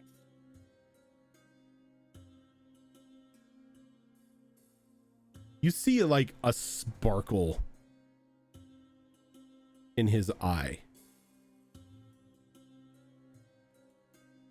We may be able to do something like that. Gonna take some time though. The ritual itself is gonna, well, let's just say you're gonna be under for a bit as I work on you. Something like this is going to be a full body tattoo. If you need energy for something like that, in the past, a friend of ours needed a bunch of magic that we would kind of just empower. So if you need anything, if it would help with that ritual and you need some additional magic, that at that time I volunteer to give some of my magic to the ritual to help. It's very kind of you to offer, but any energy or power I need, my patron will be more than willing to accept. Can I ask who your patron is? They won't give the name, but they are one of arts and beauty. That makes sense. Yeah. The work you've done on my friends is very pretty. This will be risky though. What you're asking for is a fully transformative tattoo. Haven't really done one of these before. It's going to take some time and a considerable amount of resources. But if you're willing to try,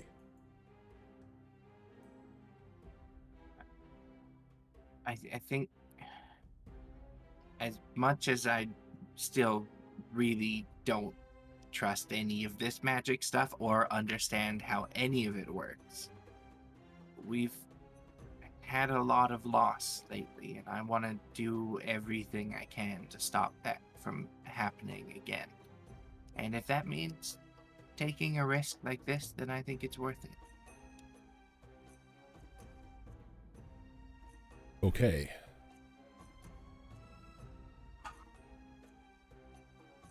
Well, if you're willing, and your friends are willing to wait, this is going to take a full 24 hours to complete. What resources do you need besides time?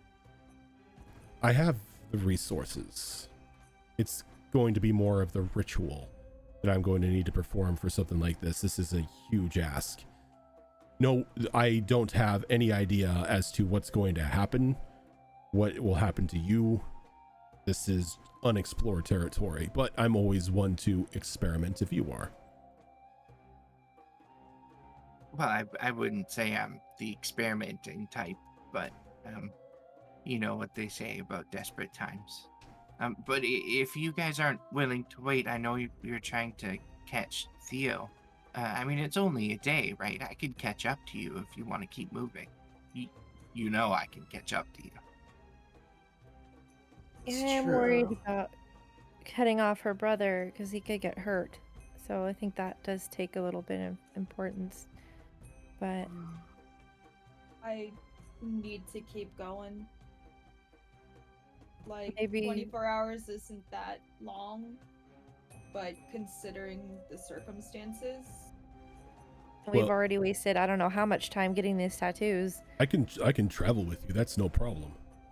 'Cause you Oh, okay. kind of see him just like grab the top of his head and like grip one of the tattoos and begin to pull it as like this silhouette kind of comes off of him. And he kind of throws it out, and then another form of him shapes, and you can see that the colors of the tattoos are like inverted. So Oh, many people have this ability to just have that's so twins cool. all the time. It's so Right? weird. Oh, this isn't my twin. This is just a temporary copy. And are you going to be doing the ritual, or is the copy doing Oh the no, the ritual? copy's going to be driving the cart. I need to be the one doing the ritual. Got it. Yeah, and you know, if you guys get into some trouble or something along the way, I mean, I've got Bernard hiding in one of these shadows somewhere, so he's always around watching me. The question is what shadow is Bernard in at the moment? better not be mine. Kind of looks down at her shadow. There's no shadows in here because it's covered. It's a covered Right. wagon, so Just kind of looks down. I wish I could help. I don't have anything prepared today that would help with something like this. you're fine. I would just say get rest, get a meal. I'll get started on this one. We'll travel. As long as you can do this, traveling is not going to impede the ritual at all? Not at Make it all. more difficult? Not at all. Okay. Let's get going then. You sure about this, Callie? No, but I think I'm gonna do it anyway. It's your choice. And I support it.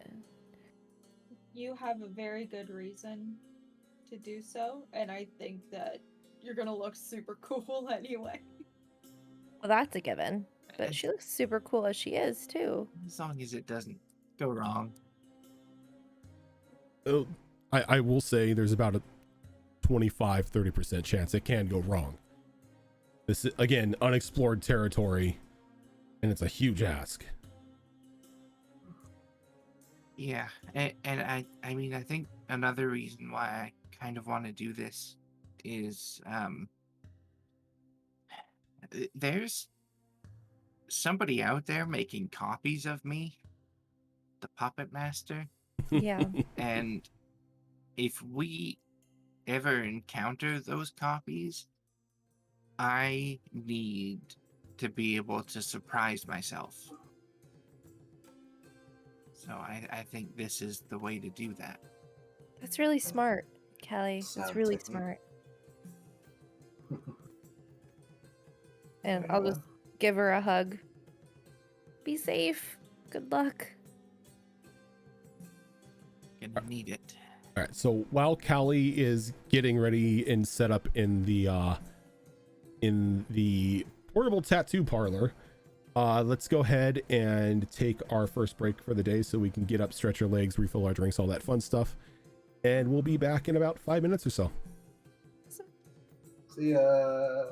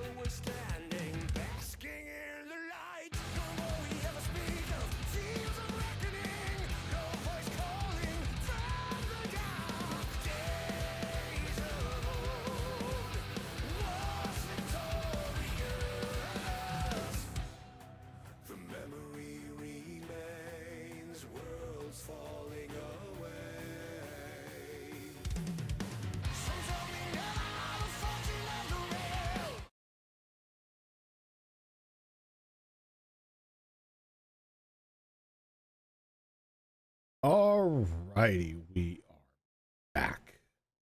Hello again. Hello. So, for the next 24 hours, Callie is going to be going under a ritual process in order to see if there isn't any way she can somehow obtain a form of a phoenix. But like I said, there is a chance that it may go wrong. The rest of the group has elected to continue on traveling for the next 24 hours. You have one more leg of today that you can travel if you wish. Or you can pop out the house and, make for an early camp. If you wish, that is completely up to you. I think we wanted to continue a little further since we were worried about time, right? Right. Alrighty. So, Syra will drive a bit. okay. So, Syra, can I get a vehicle handling from you? Yep. And I'm gonna try my best to kind of like read, knowing that they're doing a ritual. I'm gonna try to pay attention to the terrain and to any creatures I see. So I might change my course based on like whatever the smoothest route looks like. So pretty much path of least resistance. Yeah. Not the Gotcha. fastest route or most direct route, but like the smoothest while still making movement towards our Gotcha. goal. Yep. Okay. Okay. All right. Roll and okay, that's pretty good. Let me see. And I do have a proficiency in land vehicles. Yep. So if that's the case, you can use the vehicle handling skill. Mm-hmm. Can I also use this time to learn vehicle handling? I mean, yeah, I guess like you can start taking points into like your skill tree here. You can sit by whoever's doing it and like they can take you through like driver's ed or whatever you want to call it. Sorry, we'll try to teach. Okay. I got a dirty 20, by the way.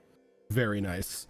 So, Juniper, somewhere on your character sheet, you're gonna want to put like a time clock for your well, it's called a time clock for your skill progression here. If you go to bio, there's a box in the middle called additional features and traits, and you could just do like a 0 out of however many successes, and then update that as you go. What was the amount of successes we did for the skills? It was raised up from 10 to something else. Believe it's 35 for proficiency and 70 for expertise. So what is it for I'm sorry, what is it for proficiency? I think it's 35. 35, that sounds about right. Okay. So the way that this works, Cass, is when you are trying to learn the skill, you roll a d6. And depending on what number you roll is how many ticks go off of that clock.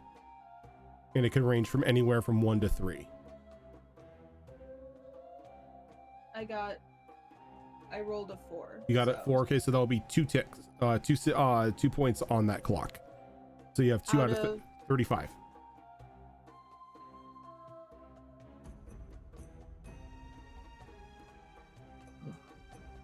Not bad. And it's meant to take a little bit of time because you are trying to learn a brand new skill. All right, Syra, can you roll me percentiles?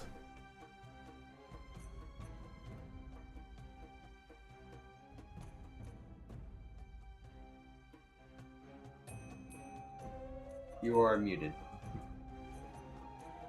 I saw that cringe as well. It's a 33. Oof. A 33, you say? Mm-hmm. What are we protecting Callie from? I mean, I'm ready. Let's do this. Okay, can you roll me a d20?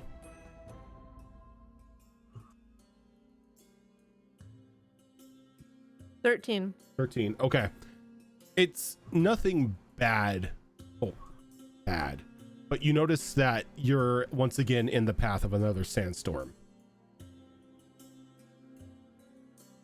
Okay. Do I see if there's a way? Can I try to navigate a path around the sandstorm, or does it look like we need to hunker down? You're gonna need to hunker down. This thing is coming right towards you. It's like, given the way that you the path that you're going, there is no way to get around this thing. It is a decent sized sandstorm. Do I look around? Is there any kind of rock formations that can offer us some protection? You know, if we go to the other side of the rocks, and it kind of hits the rocks first. Give me a perception or investigation roll. One perception. But it doesn't matter because I rolled low. 13 total. There doesn't seem to be any sort of rock outcropping anywhere. You are in just very open sand at the moment. Dutch Dungeons, thank you for that raid. Welcome, raiders. I'm Yes, gonna we're motion need the house. to everybody, including the shadow driver, or whatever that is, and point out the sandstorm and be like, we need to cover. We need to hunker down. I've got the house ready. Just need to pop it out when we find us flat space. Syra hears Reiju say in the rings, and she remembers the rings again because she constantly forgets them. I'm hearing voices again. That's right. Oh, sounds good. Callie, you might want to let the tattoo artist know that major sandstorm's about to hit, and if they have any kind of protection for you for his shop during that, he needs to enact it soon. It's gonna hit in what does it look like? A minute? 2 minutes? You've got maybe 15 minutes. 15 minutes or less. Okay, I'll pass along the information, and I will inform. What was his name? Ricker. Ricker. I will inform Ricker that we've got about 15 minutes before we are knee deep in a sandstorm. I go and I try to tie down our belongings and try to set everything, because I know that you put down the house, but I want to make sure that our vehicle doesn't either get blown away or covered. Yeah, we've got a garage for that, so. Yeah, you see Syra's already busy tying masts up and stuff, and so she's motioning yeah, nope, that's good, keep doing it, for you to tie stuff down. Yeah, in order for you to fit the skiff into the garage, you need to break down the mast. And you don't have time to break the mast down at this point in time. Yeah, I'm this just is running and I find rope and I'm just like, Yeah. just tie it off to the end. Okay, so and you're assisting with that, right, Syra? Okay, so Juniper, can you give me a survival roll with advantage? Since you are the one who started to initially tie things down. Oh, I have advantage, yes. So Yeah, you have advantage, so you roll 2d20s. I also have what was it? Proficiency in I also have it as a skill, yeah. Yeah. So you'll roll the 2d20s and you'll add that proficiency skill to each of those rolls and take the highest number.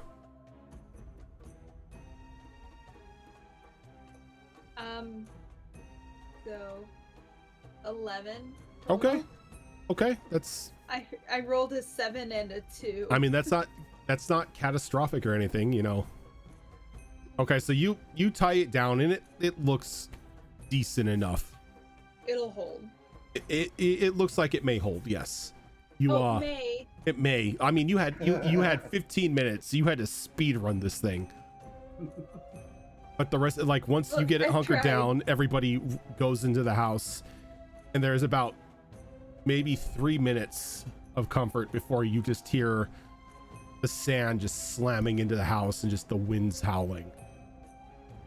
Reiju goes into the mechanics garage. Sound barrier. Oh, wait a second. Soundproof? You don't have the house. Why not? Snit stayed in the house, remember? Right, but we took the little capsule with us. No. Snit is still in the house back at base, isn't he? Oh, right. I thought you had said you took the house from him, though. Oh, no, but- no, you're right. You're right. You did take the house from him. You kind of kicked him out and told him to go mope somewhere else. Like, tell him to go work with the Smith because That's the what- Smith yeah. is gonna Yeah, look yeah. after Oh, yeah, them. that's right. Okay. Mhm. Yeah, so yes, you do have the house. Okay. I was gonna say, please, we won't hold. Yeah, no, I actually like real specifically worried there for a remember Rage asking about it. Yeah. So I mean, it's been a couple weeks. I couldn't remember if you It guys took has the house been. with you or not. Yeah, that's fair. So yeah, the house is out. Raft is tied off. Everyone's inside. Reiju just ducks into the garage for a little bit. Okay. Hmm. So Juniper, I think this is your first time in this house. So Yes. you see Rage, you kind of press a button on a small little cylindrical device and throw it out, and a full house, little domed house forms in front of you. When you run inside, it's got creature comforts everywhere. You've got a fully functional kitchen. You got a little common room that's got like a dip down into the center to where like you see this very beautiful looking hookah there. In one of the rooms is pretty much the bedroom where everyone sleeps. You've got like a row of beds, and then on the other side is the garage / forge. Wow, I thought this would be closer to a tent. Well, we've had some very fortunate help along the way. Some Yeah, little good. raccoon gave it to us. Oh, Yeah. I love raccoons. aren't they great? Specifically that one. Raccoons and possums. But yeah, here's the tour. Sorry, shows around. It's the ducks we hate and the geese. No, it's only the geese. It's only the The goose. The goose. The goose. The goose, which is the rival of the raccoon. Mess with the honk, you get the bonk. Pretty much.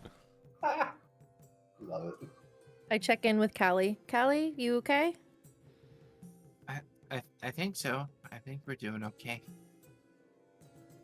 You can Alright. like as you're like laying on your back as he's working on you, you could see like the covering of the cart just like violently shaking and everything, but you don't feel any sort of movement yourself in this cart. Okay, so we should probably take a rest because You've I Yeah. mean we're not going anywhere anytime soon. Yeah. Did Just I gotta get wait it? for the storm to blow over. Can I use Literally. my druid craft to get a sense for how long this storm might be lasting? you most definitely can. Okay, so I cast druid craft You to kind of get a cast- sense. Druidcraft, and it looks like you are going to be locked down here for probably the next 2 days. This is a huge sandstorm, and you kind of get the feeling that by the time it passes over, like the terrain itself is going to be changed. Hmm. So I do that, and you just see like Syra's eyes go white over as she kind of like does her thing. She's mumbling something in this druidic language, so it's a language you haven't heard before. And then when her eyes kind of come back to normal, she goes, "Well, shit." What's wrong? How long? She'll go on the ring so that Callie can hear too. So big storm. We're gonna be stuck here for maybe like 48 hours. Hitting me. Like No. she just gets Juniper just gets so angry because we lost so much time already and now this is something that she can't control. None of us can. I'm so Hmm. sorry, Juniper. Well, the minute we can get out that it's safe enough to move, we'll get moving. So it might be a little sooner than 48 hours. Just the storm itself is going to last that long, but it might not necessarily be this strong the whole time. We'll keep an eye on it.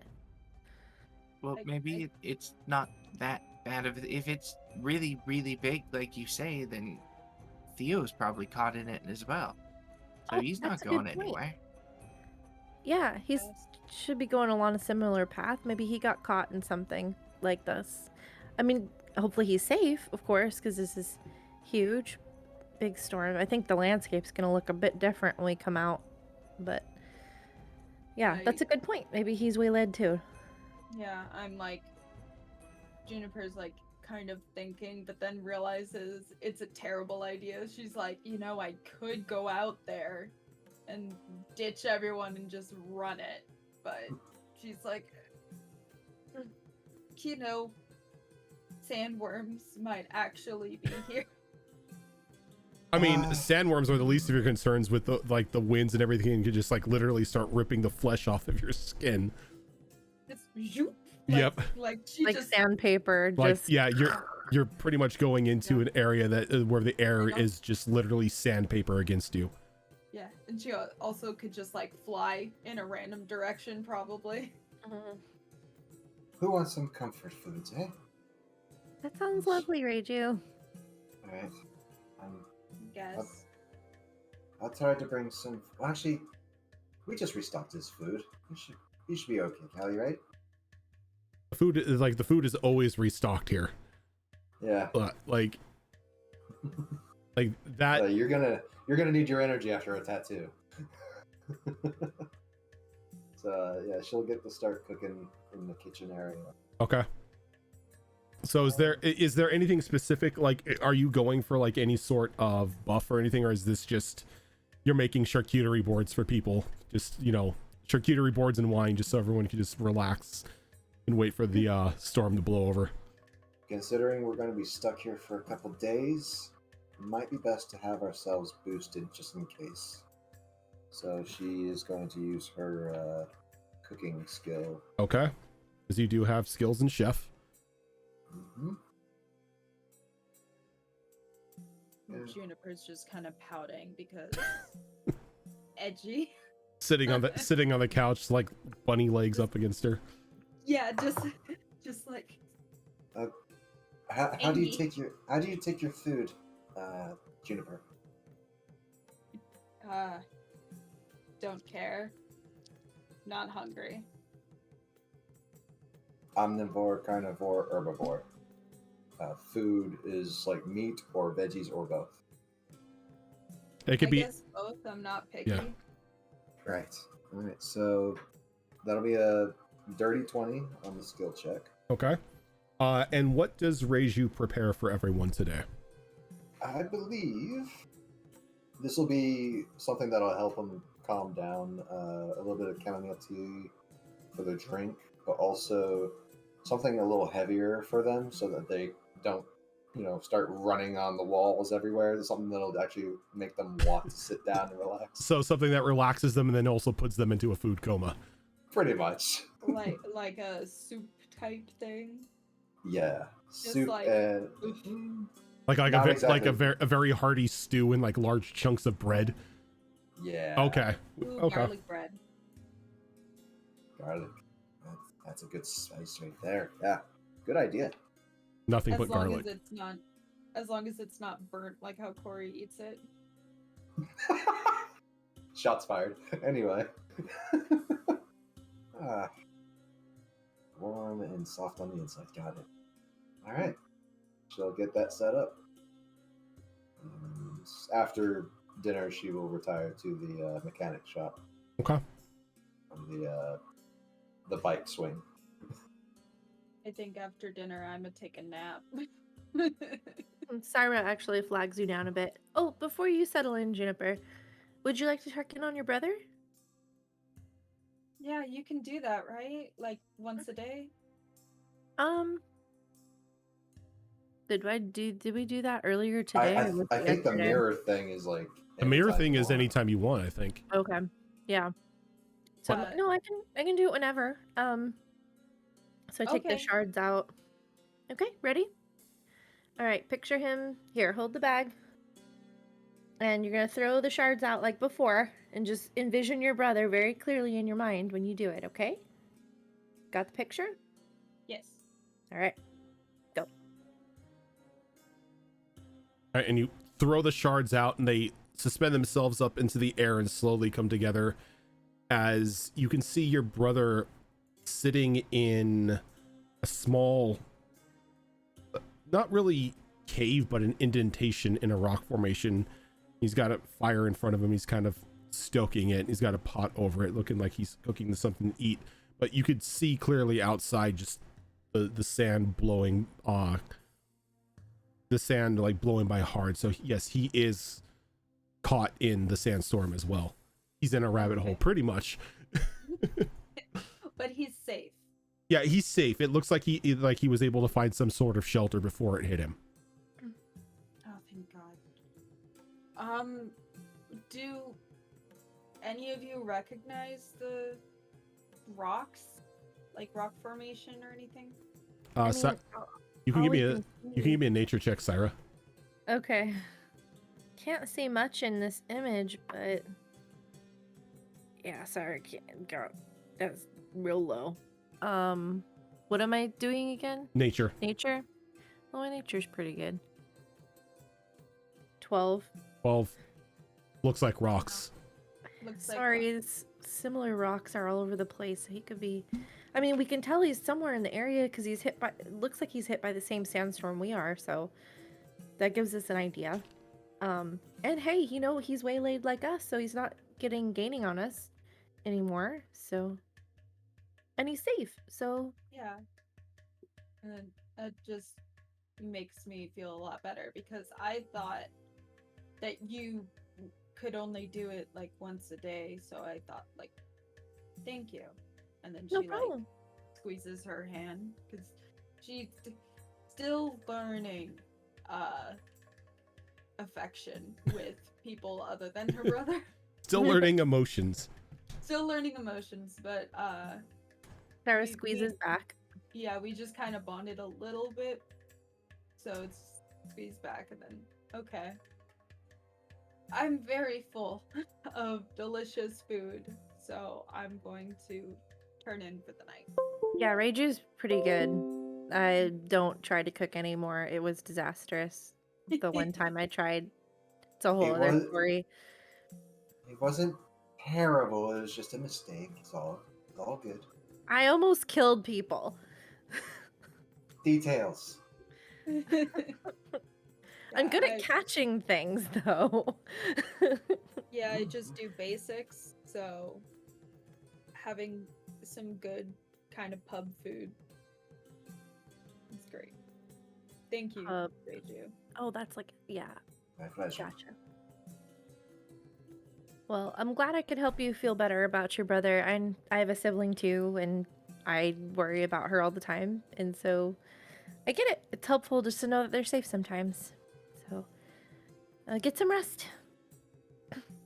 I'm gonna do Okay. the same. So, since you are going to be waylaid here for probably about 2 days, when the night comes, you get a nice, relaxing sleep. It's just like the weight of the food and the relaxation of chamomile tea. You're pretty much out the moment your head hits that pillow. And you have a nice, relaxing 8 hours of sleep.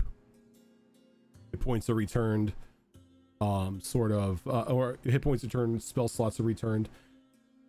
Though, Callie, you're going to take a point of exhaustion because you are still up during this, during the tattoo process. Yep.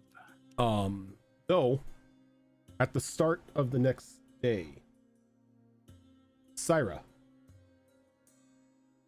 I need you to roll me a wisdom.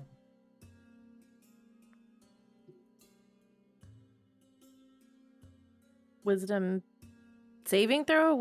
Just wisdom? Like Wisdom I feel saving. like you- Oh no, I trailed off. I said wisdom saving throw. Oh, okay. I'm like, wait for it. Just Okay. roll every wisdom thing you have. Okay, that's a lot. Legend. Wait for it. Wait for it. Dairy. Okay. Like the one time I possibly may need them, I can't find them. So I got a dirty 20 for my wisdom save. Okay. Okay, so Is that you're still fine. You're still fine. So the damn cards. The cards do not speak to you today. Oh, I forgot about that. Yep. Oh, that would be dangerous. Locked inside that house, drawing those cards. Ooh. Give me a sec. I'm gonna go grab the cards. Oh. No, we're fine. For now. Don't worry about it. We're good. We still got night 2 to go There's no for. urges needed here.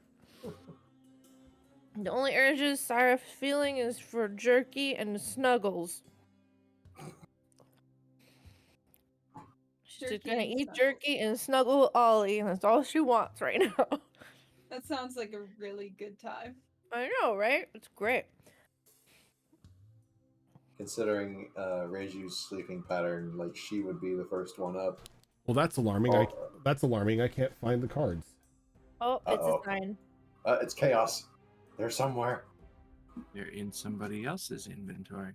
Evie stuff. No, it's like I could have sworn I had them on my desk.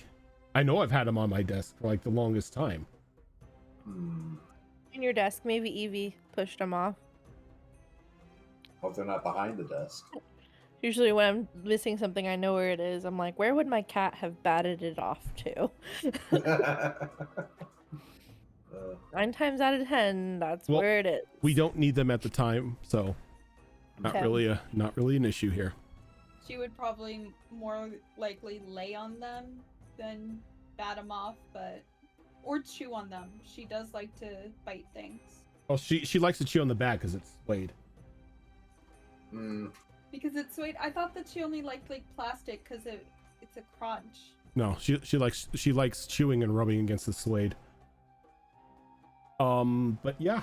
So you wake up the next day. Outside is still like you can't really see much outside the windows. It is still blowing pretty good. And we check on Callie and I almost called him Rugered. Rugered. Rickard? Yeah, Rugered. My name is Rugered. Yeah, if you want to. Like, those of you who have the rings have the rings. Like, I still wouldn't suggest going outside. Everything okay over there, Caddy? Is everything okay over here? So far, so good. Still alive. I'm getting kind of tired, but still okay, I think. Just remind your Ricker friend there just to, stop for a little break every once in a while for food. I don't know if he can. Well, we will, if it's all right with you, we should prepare something for him. I've got some leftovers from last night. Let me wrap it up and bring it over. You can't bring it over. I don't think you can go outside to bring it over. Just put it in the microwave for later. Hey, he has food here. Syra stocked him up. I just don't know if he can actually pause the ritual to eat. You've noticed the entire time that he's been working on you, his eyes are like completely white. And he hasn't really said anything to you. He's just been like in a work mode the entire time. Okay, fair enough. Larry goes, you'll survive just a little bit longer. I've gone longer without food or water. Sometimes it happens. Yeah, I hope he's okay, because he hasn't moved in a while. Don't be alarmed. It's a magic thing. If he's fully in the throes of a ritual, he probably doesn't even feel any of his physical discomforts right now. He's moved a little bit because he's been working on the tattoo on you this like entire time. So he's, constantly like hammering into you, but not really saying anything to you.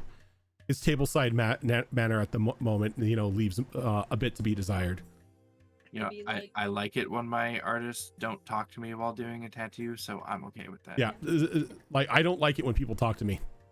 Like if I don't know you, it's just like silence is bliss. Yeah, that's why one of the main reasons why I'm getting my license, because I'm so over Ubers and Lyfts trying to talk to me. But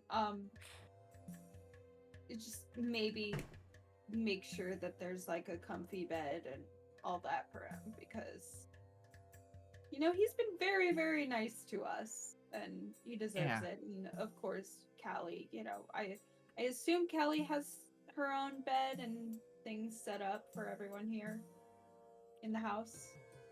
Yeah, there's a bed for everyone. We can send him off with the Rage's leftovers or something when he's done too. Yeah. Or another meal, whatever we make. Exactly. Take care of your tattoo artist, people. Right.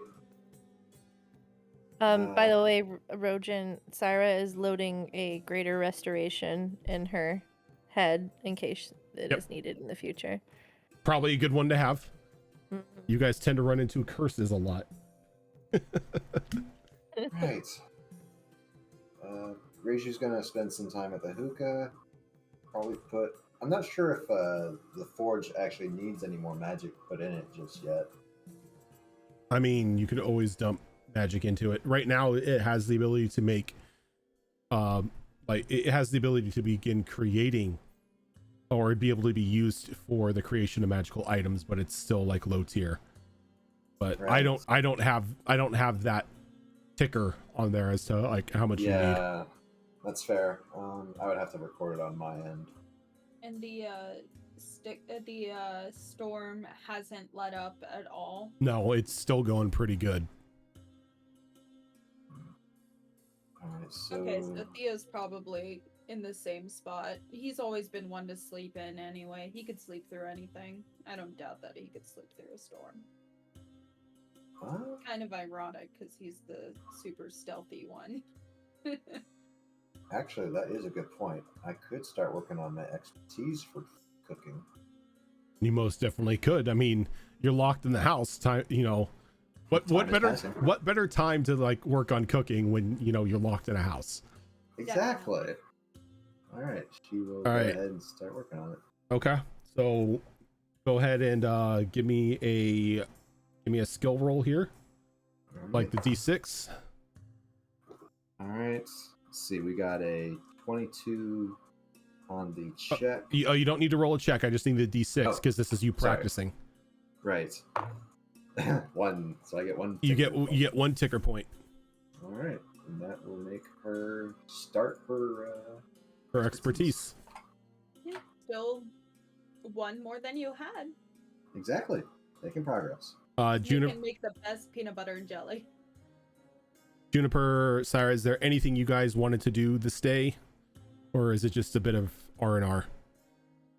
Probably just R&R, because Juniper thought about asking for the shards again, but then decided probably he'd be in the same spot. Okay. I mean, I can't really practice driving.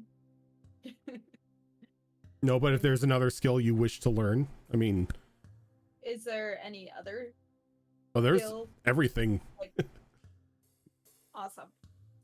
Syra, you might need to learn from somebody, story wise, but right, like just out of the blue, being like, I want to learn this without a book or anything could be a little difficult. It's more like, if you've got a book, or if it's like something like cooking where it's just practice makes perfect. Start reading the entire book of the Small League. Yeah. I mean, you most definitely could. I mean, I'm not small enough though. Knowing the rules is half the fun. Being able to utilize those rules, on the other hand. Yeah, sure. Okay, so if you're going to you're going to do that, do you have proficiency in persuasion? No. Okay, so I have proficiency in intimidation. well, this isn't going to be you intimidating people. Let me see here. Better follow the rules. Let me pop open the character sheet here.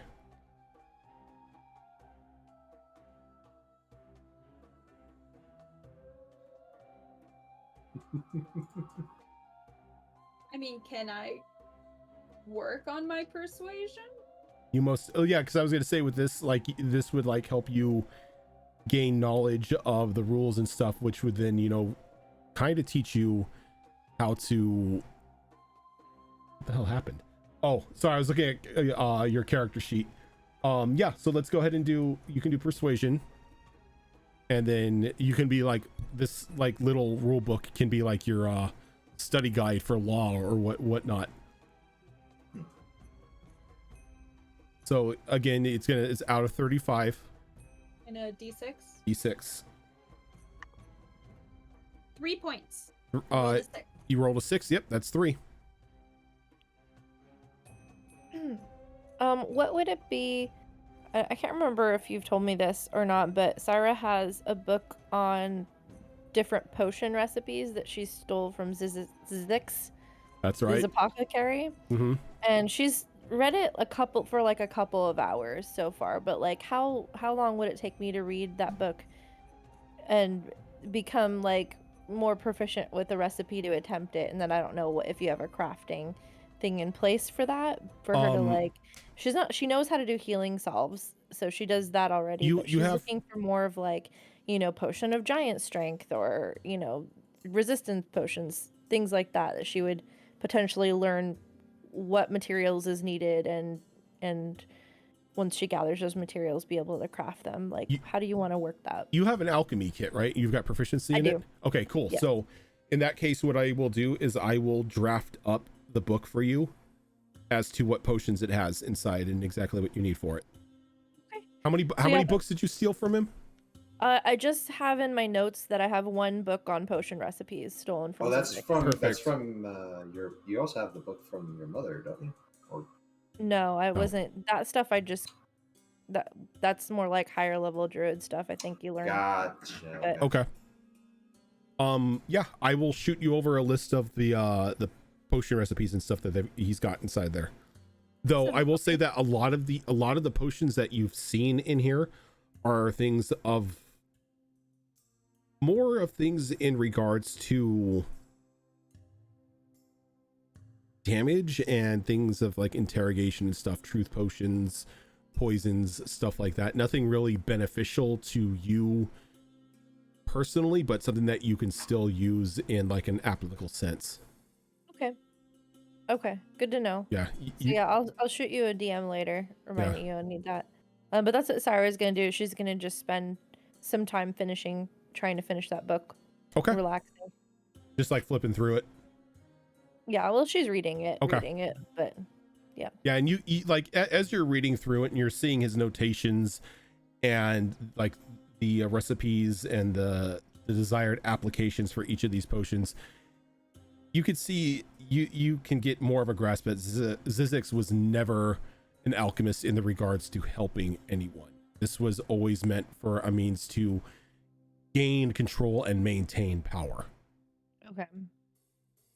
More of like a black market recipe book. Yeah, it's more of like a poisoners and spy masters book than it is like your friendly neighborhood apothecary where you go for healing potions and, you know, curative salves and stuff. This is more, you know, you're going to tell me this or you're going to drink this vial of, you know, green stuff. I'm not going to tell you what it's going to do, but it's not going to be fun. Yeah. If anyone looks over at Syra, occasionally you see her like just openly wince and like, ooh. Yeah, because every potion in here has a notation section on what like has happened when they've used them in an applicable sense. Yeah. And he leaves no detail out. She starts turning each page like it's something gross to touch. But still is like determined to finish this thing because there's nothing else to do right now. Okay. So time passes and the 24 hours is over. So Callie, what I need you to do is I need you to roll me percentiles. Uh-oh.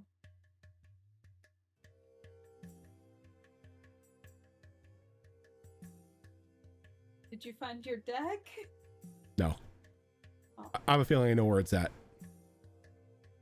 Oh almost right down the middle with a 52. Okay. So, Callie, you sit there, like, you've been going through 24 hours of this, just like needle poking into you constantly. And you hear one final tick, like just like the hammer hitting into the needle. And then he stands up, his eyes return to normal, starts putting this stuff away. He's like, well, you didn't die. I guess that's good. Generally, yeah.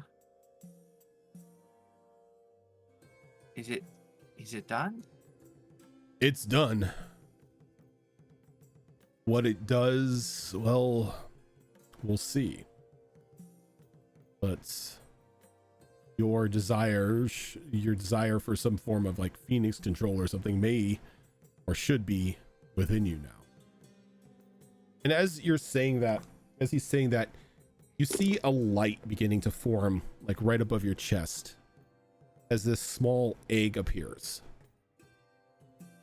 And then this red and black wing kind of like pops out. And then a claw kind of extends out as well as it breaks. And sitting on your chest, kind of like looking at you, tilting its head, is Ruger. Hey, he's back. Is he happy? Ooh. Knew you would be back. It is good to be back. I didn't know what was going to happen to me. You see him like looking at his wing. I really didn't know what was going to happen to me at that point after we were separated. But you wouldn't let me die. Our Never. pact is still strong. He kind of like looks at you like, what have you done? We've been through a lot since we got separated. No, I mean, you look different. Yeah. I just spent a whole day getting poked by needles from this man over here. He's a tattoo artist. He gave magical tattoos to our friends, and I asked for something a little different. See. Well, whatever that little different was, it brought me back.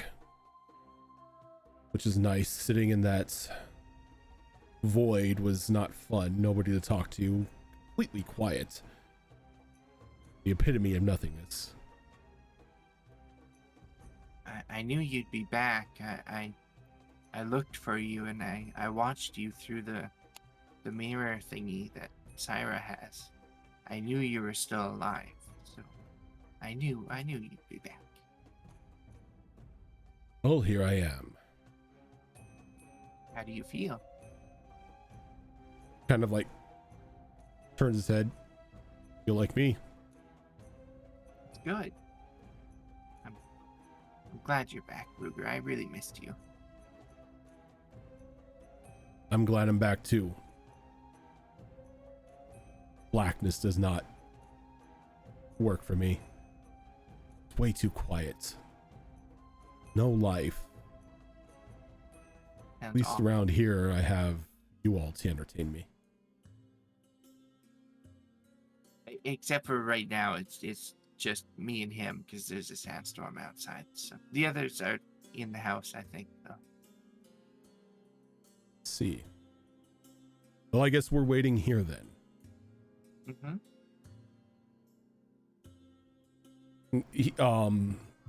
Your tattoo artist is like, feel free to sleep in the chair. You've been up for a while. He kind of goes over and he dips a ladle into like this large pot and he brings you over this very thick looking soup. Eat that, go to sleep, you'll be fine. Okay. Thank you for this.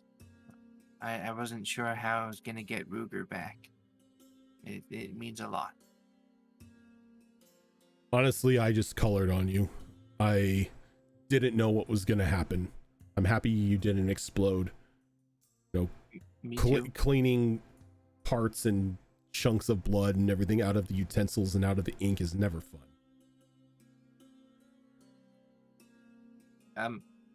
You've had people explode before?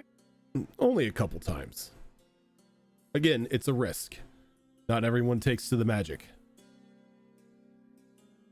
Okay. Maybe lead with that next time. Well, I did. I said there was a risk and people explode. I did specifically mention that. Risk, but I did mention people exploding. That is something I always point out to everyone.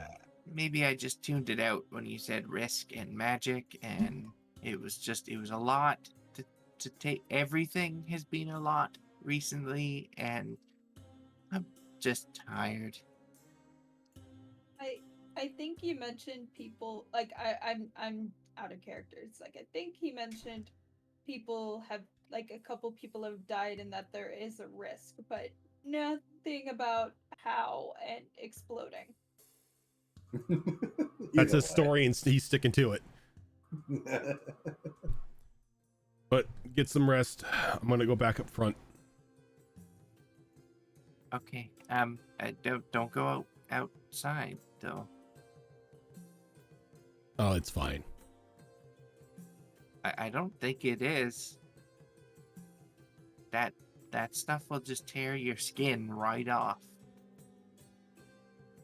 And he kind of just like waves it off and he opens the flap in the tent. He just hops out and closes it, and you can hear him like the muffled sounds of him like humming to himself. What a strange Maybe man. magic tattoos. Magic tattoos. They'll do that. Shielding of some sort. He's got the special Darude tattoo. That's what Every he was time- every- humming. Every time he activates it. Let's not get DMCA'd. Yep. Fair. Twitch, no DMCA, please. Right. All right. So, Callie, your little tattoo here. If at any point in time you drop to 0 HP, your body will then go through a transformation, and you will take the form of a medium-sized phoenix.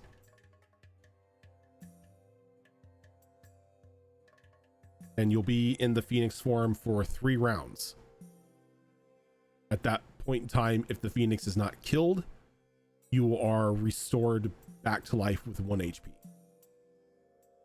Or you're stabilized with 1 HP. And I'll send you over the stats of your phoenix form.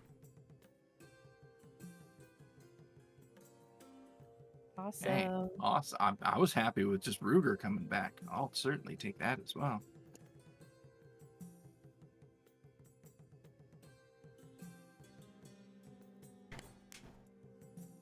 All right. So night passes. Everyone gets a decent enough amount of sleep.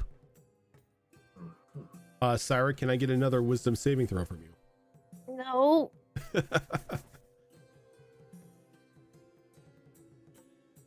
It's okay. He can't find his deck anyway. I got a 19. 19. Give me 1 second. I think I know where it's at. The DC goes up by 1 every time, I think. Mm-hmm.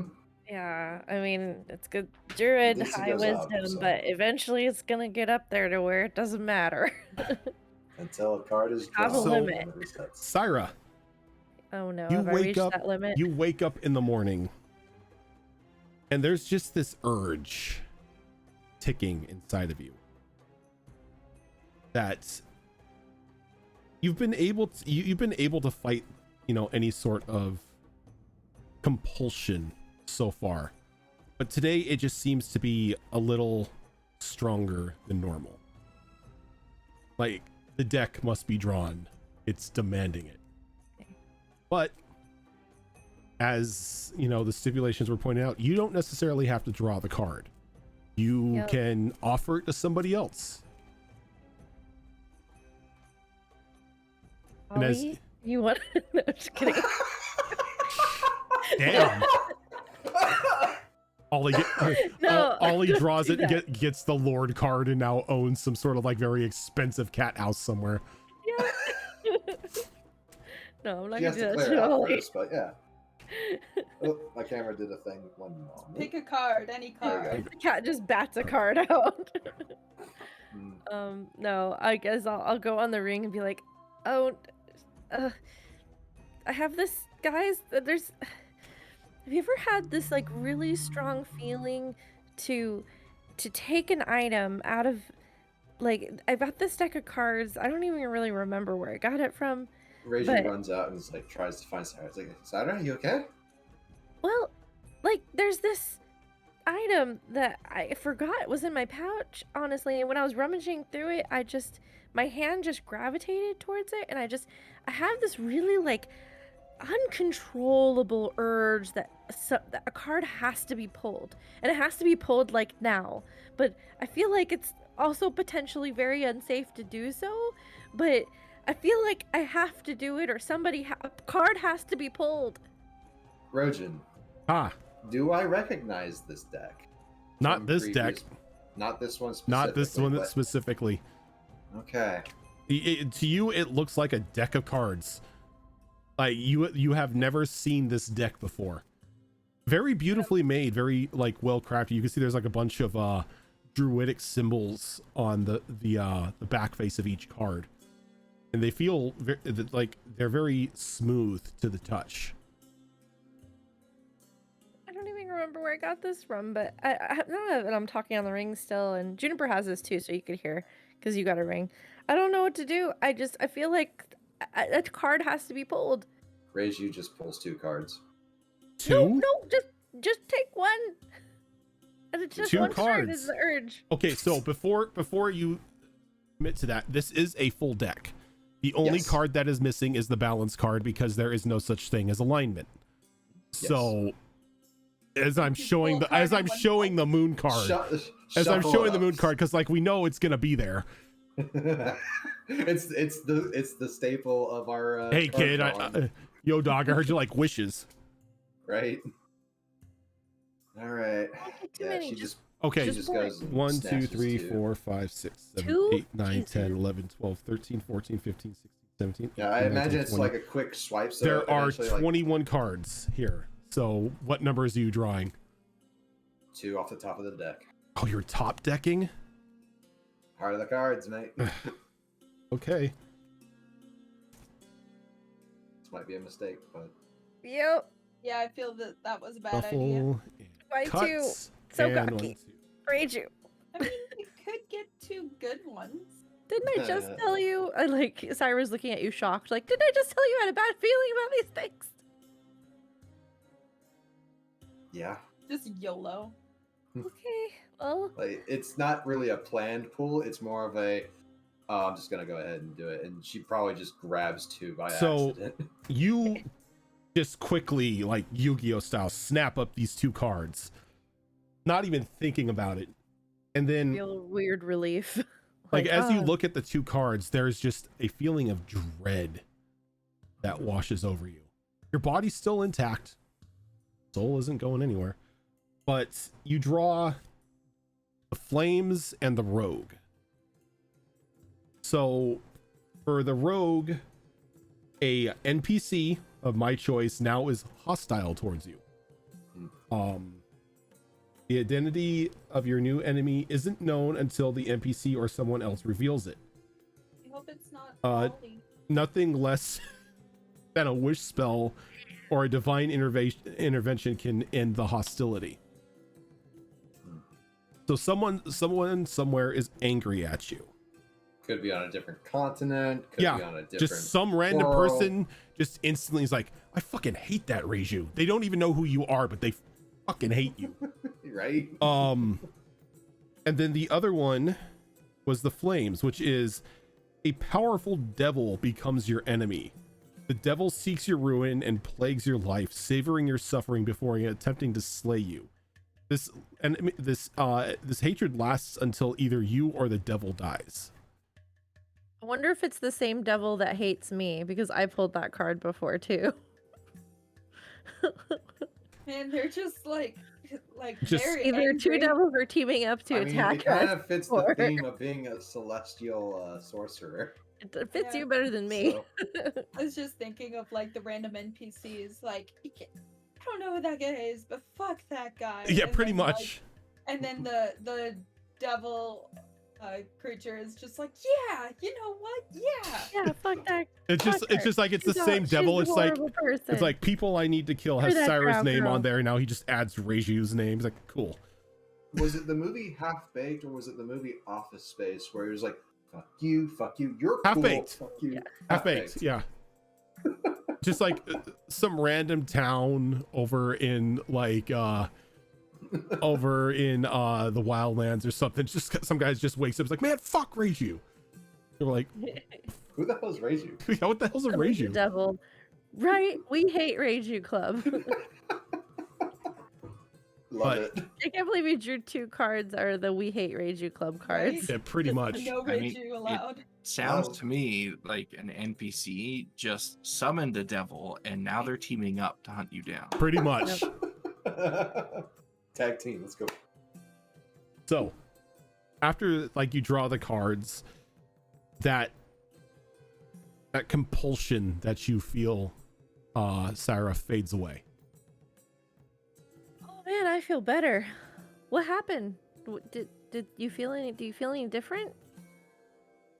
Honestly, You feel a little No. you feel a little dread, but nothing physically wrong. for all intents and purposes, Reiju just doesn't care. Just like, He's eh. like, "Yeah, no, this feels normal. Ooh, man, I feel like we dodged a bullet there or something. I feel like these things can be really powerful, but not always in the good way, you know? Do you mind if I spend some time looking at it? Oh, sure. I don't even remember having them in my bag until I felt this weird urge this morning. Here you go.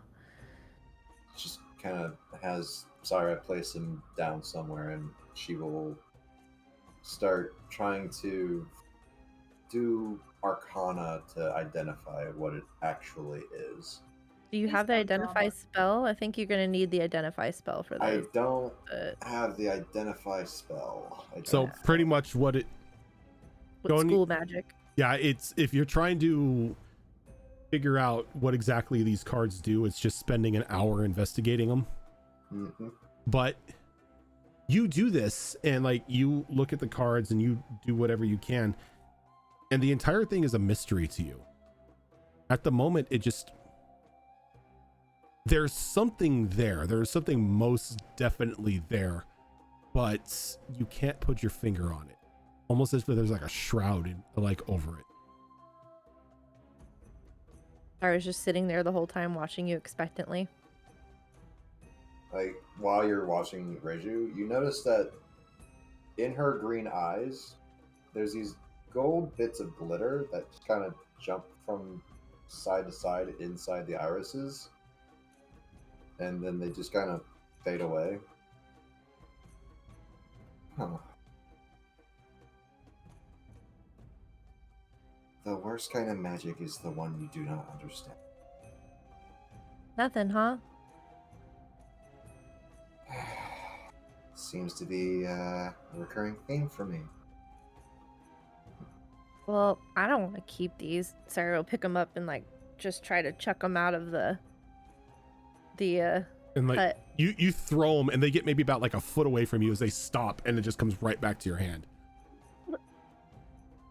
Yes.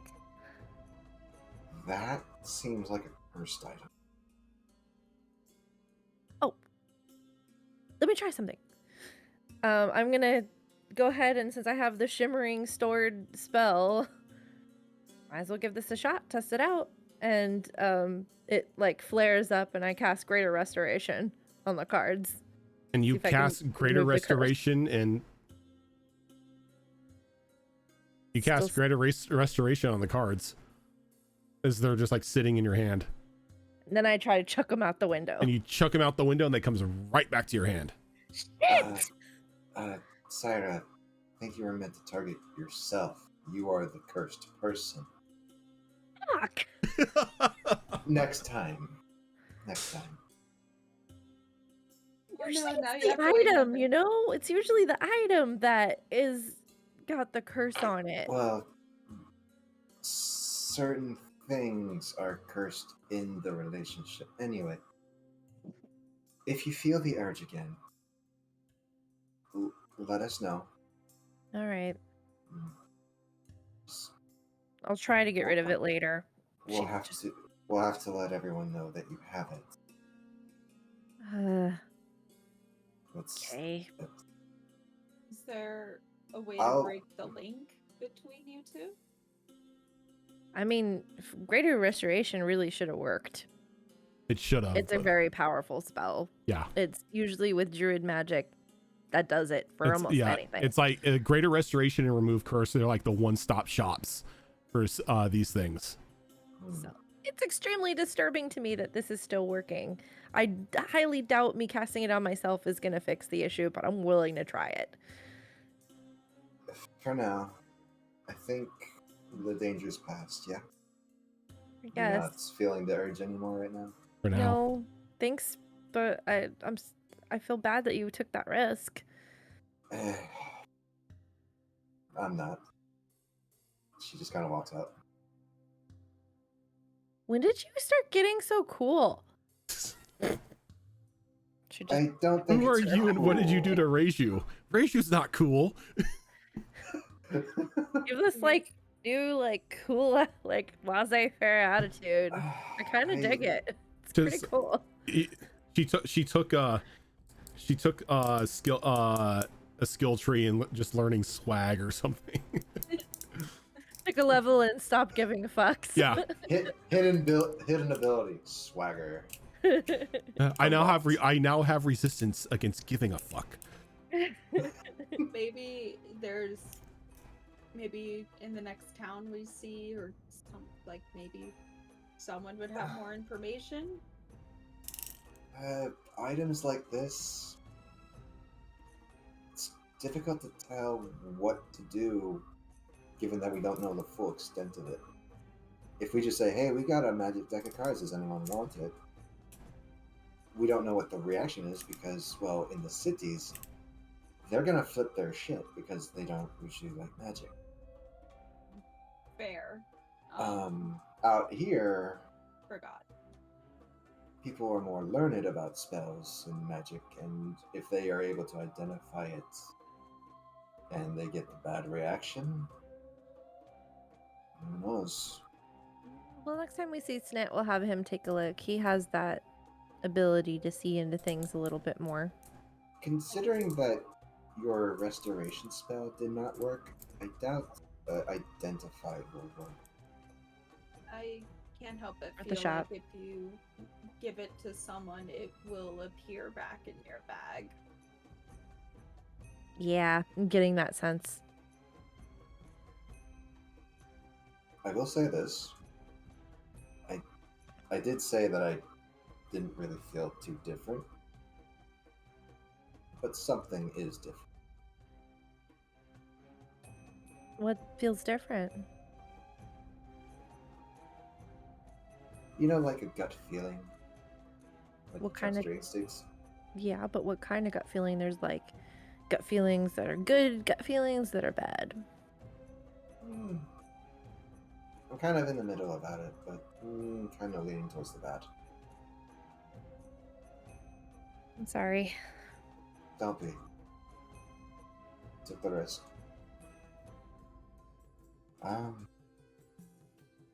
But I know I can still cook. That's Who's up for good. breakfast? Very, very good. Yes, me, please. Okay. She'll get everybody some food. Probably give a little bit to Ricker as well, if he's still around. And yeah, just get everybody a buff for the day, if you will. Go ahead and give me a roll. All right. It's gonna be a 24. Very nice. Give me a moment here. Roll my percentiles, please.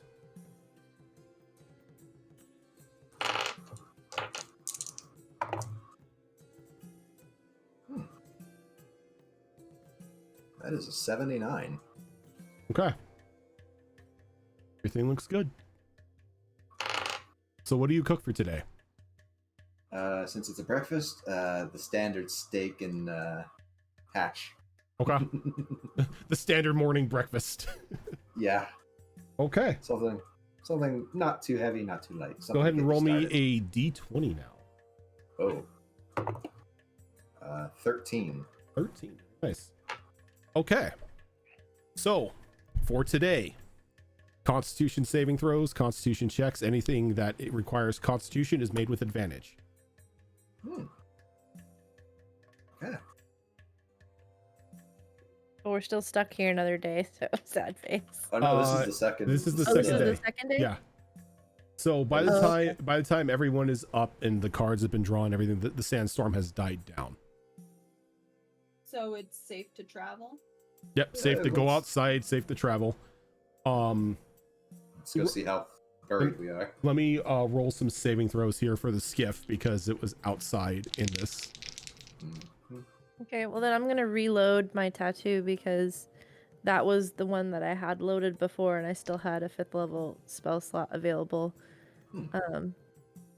So I'm gonna load it and now I don't have a 5th level left for the day. Who's got the HP for the skiff? I do. Okay.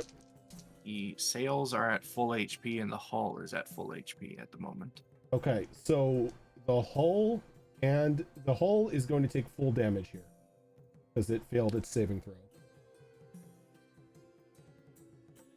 It's going to take 20 points of bludgeoning damage. The sail is only going to take 10.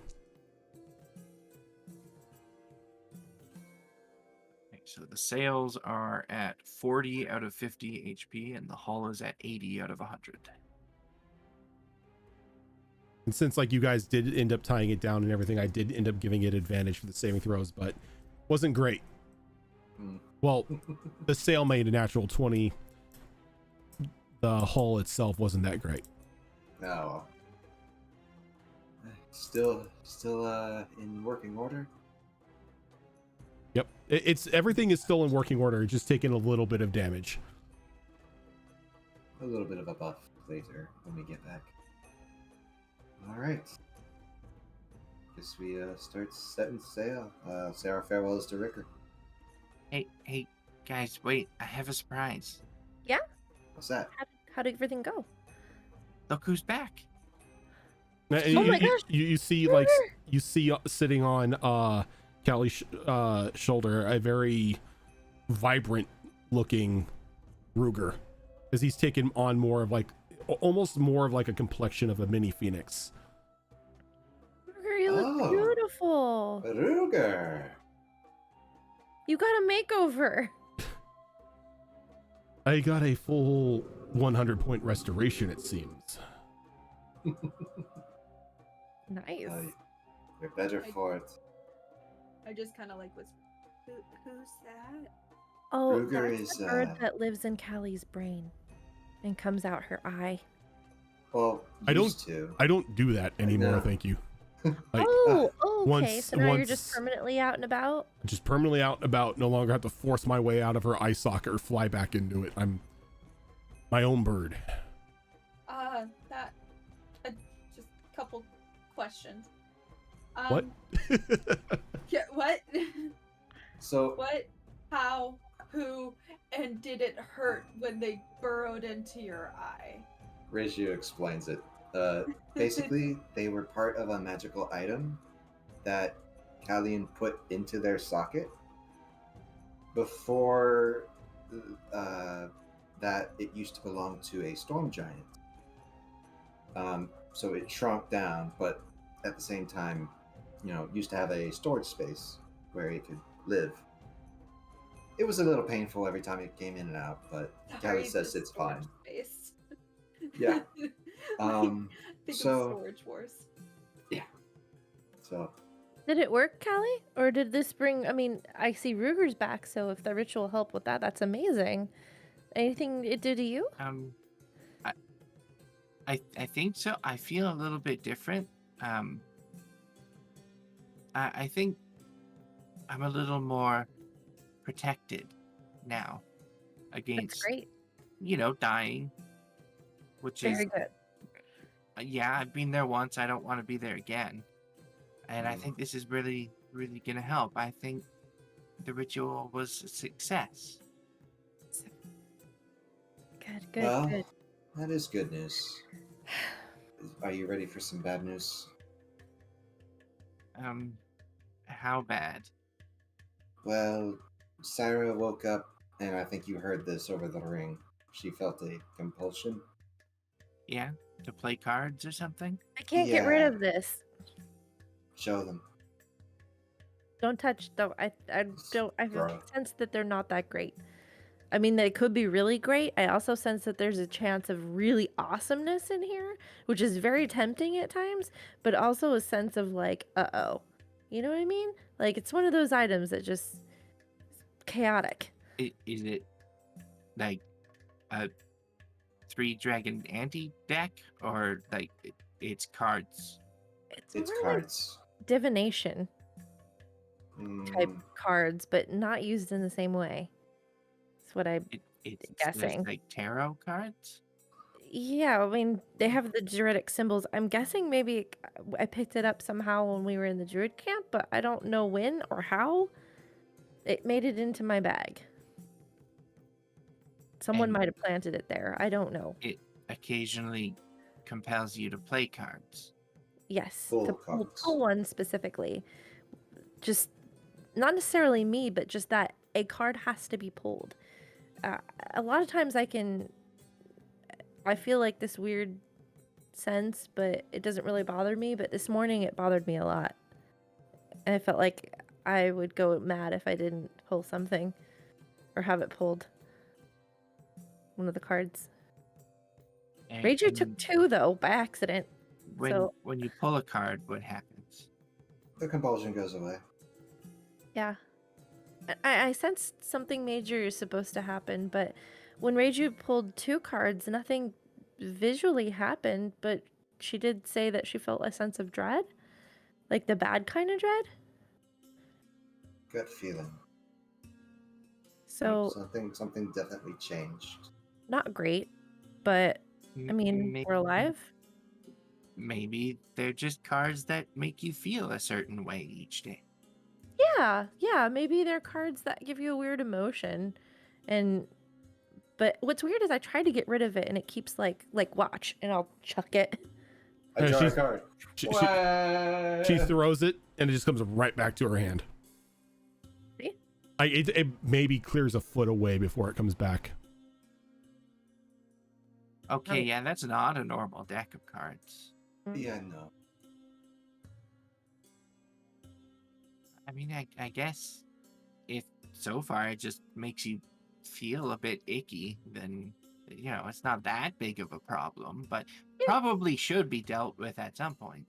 What's weird is though I used one of my really big spells on it that usually is used to take care of nasty curses and for druidic magic, and it did nothing to it, which is, I don't know, maybe it's just not a curse then. But it's just usually if something, I've heard stories of items that refuse to leave the user, and usually that spell is recommended in druidic magic to take care of that situation.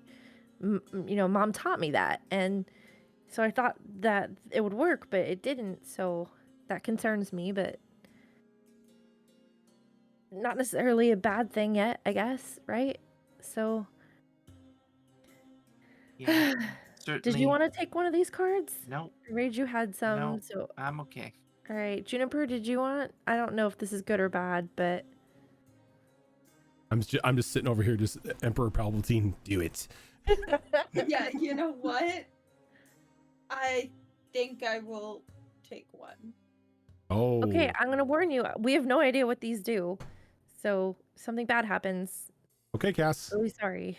I'm nervous, but still. Are you going to top deck it, or do you want to choose a specific card? There are 20 cards in the deck. I'm gonna roll. She could go over there and literally pick something, right? Like, Yeah, there's rolled a origin. nat There's where are 20. origin. you? Ooh. What'd you get? I rolled a nat 20. Oh, I wish that meant it would be something good, but it's Me random. too.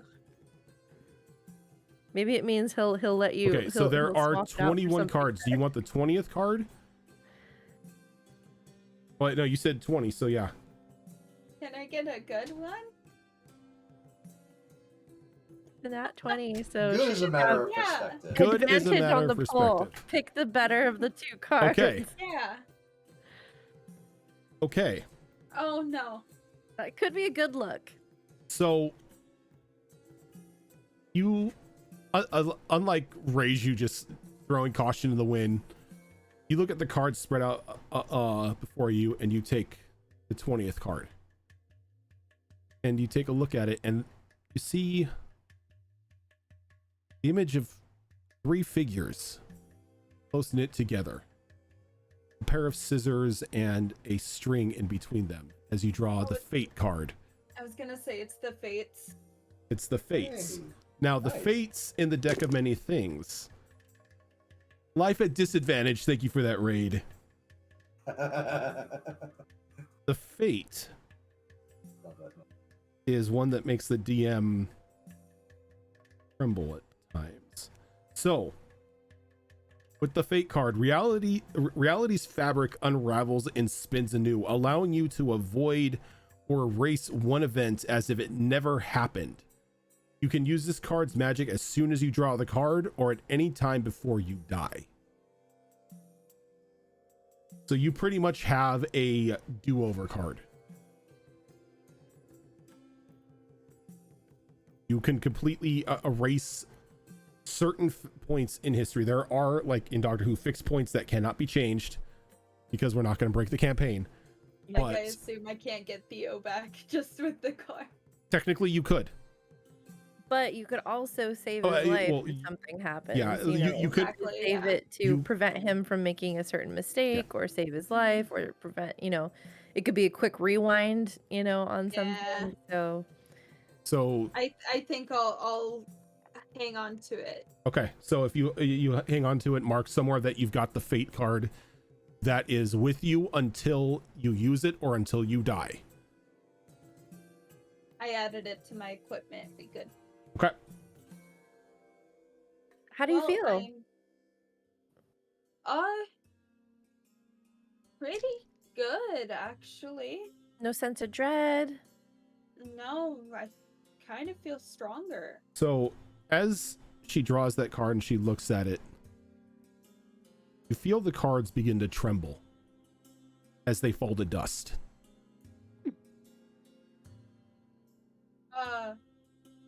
As you are released from the curse.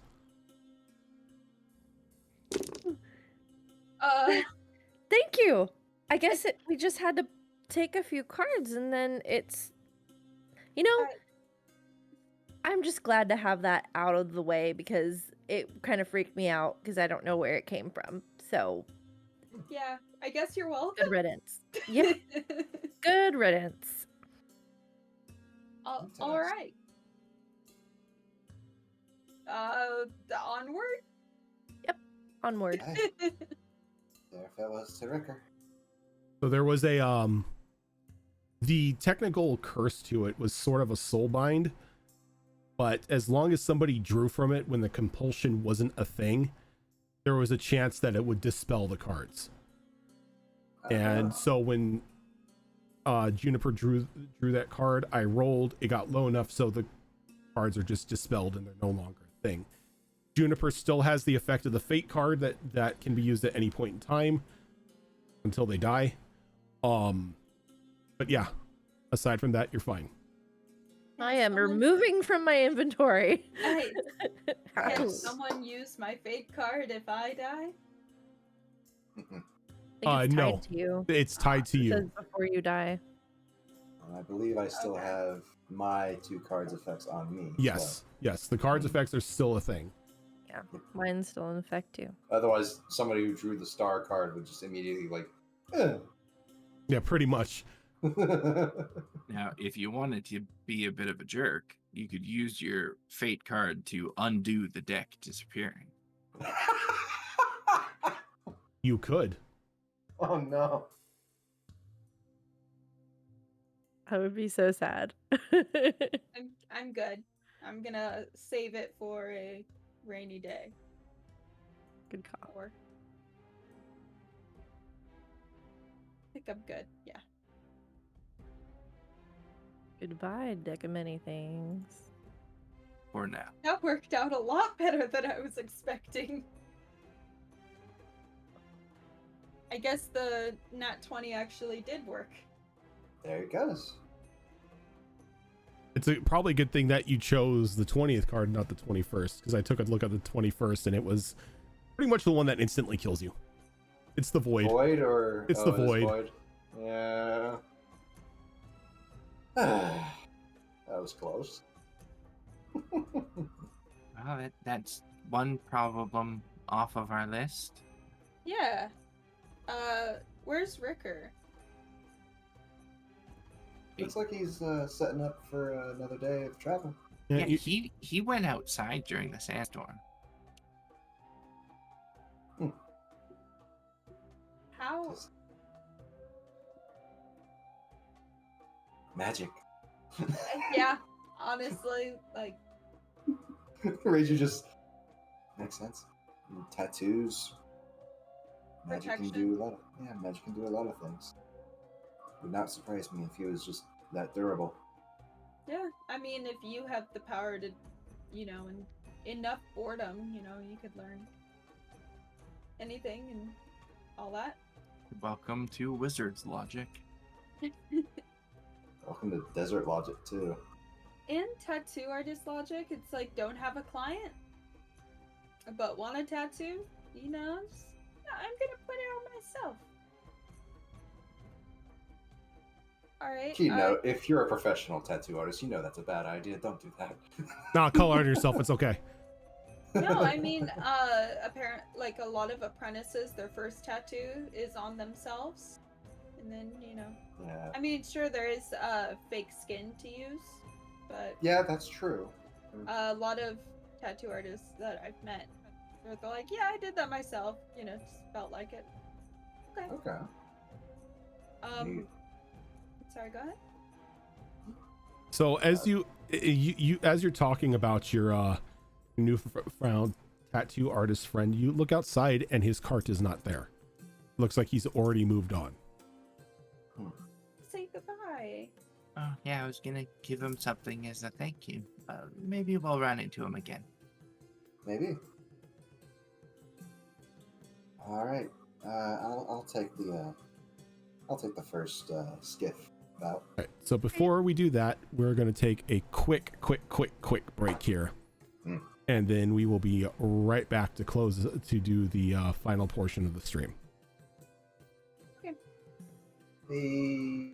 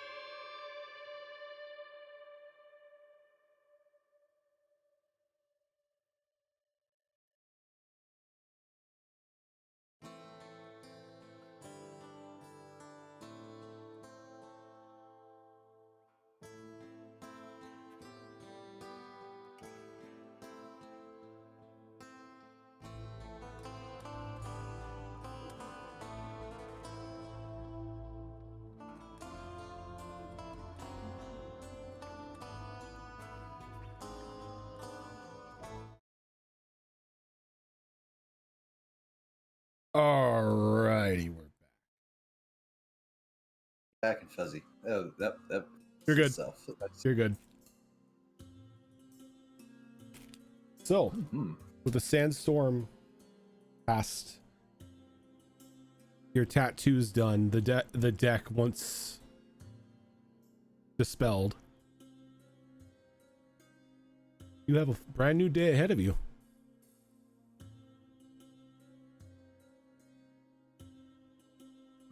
Now the question is where are you going? I think Reed, you said you wanted to drive first, right? I did. We're heading to meet up to cross, or what is it like? To head What am I off trying to say? Theo. Head off. Yeah. Okay. That was the term I was trying to find. Thank you. And we decided that it was to the southeast, where the forest was. Yep, you're still making your way towards the border. Alright. Looks at the sunrise. That's east. South. Okay. Know which way we're heading. Can I work on my driver's ed? Yep. If you're going to sit next to Reiju, you can do driver's ed, so go ahead and give me D6. What'd you get, Reiju? It's a 16 on the die, plus, I believe it's 6? Yeah, 6. 22, okay. Rolled a 6, so I get a 3. Yep. Okay. Wonderful. Go ahead and give me the percentiles there, Reiju. Now we get to the that inhale. Now we get to the nitty gritty.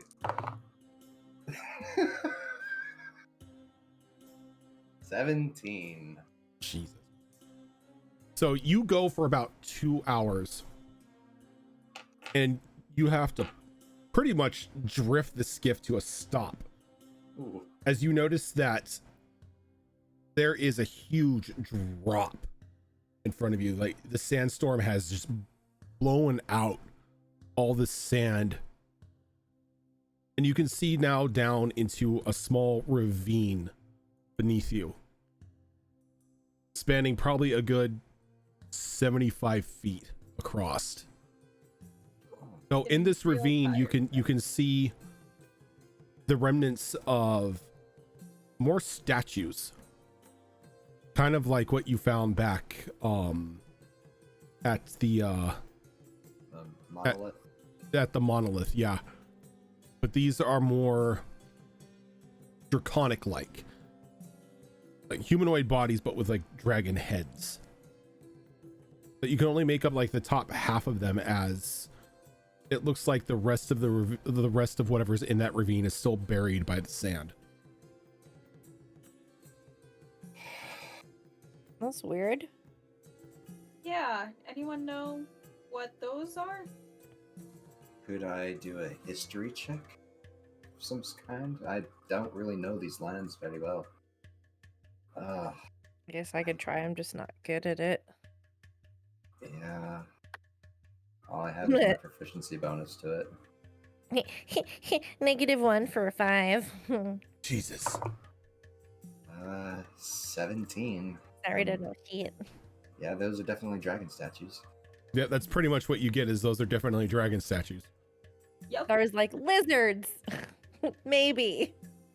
Blobs? Are you sure they're dragons? It looks like just blobs. Hold I don't on, see wait, any I see them statues. at- My elf eyes see it. Okay. I won't question your elf eyes, Rachel. What do your elf eyes see? I recognize scales when I see them. Oh, we know what you're into, so. And Juniper is just like, come on. So is I the don't know ravine in our way? Like the quickest path would be across the ravine, but Yeah. is there a way, like how long of a detour would it be to go around it?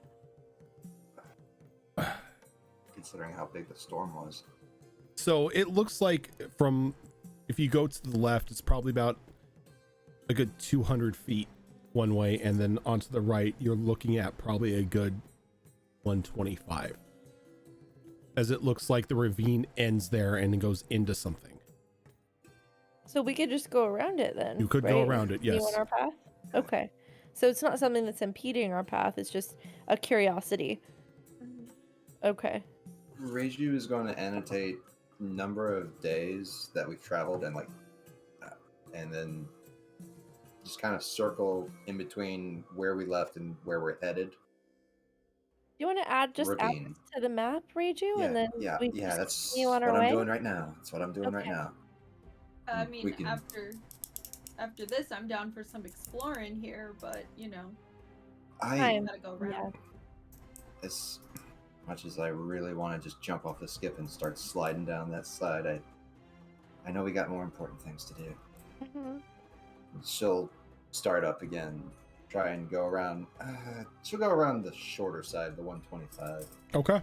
As we're beginning to leave the area, though, I would like to ask Ruger to take a closer look, and I will look through his eyes as he does.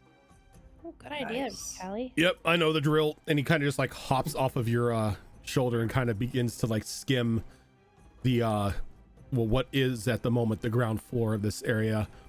And you can see that it's just a long line of these statues, like separated by just a small path. And then it looks like there's like just a very tip-top opening of a building or of some sort at the end.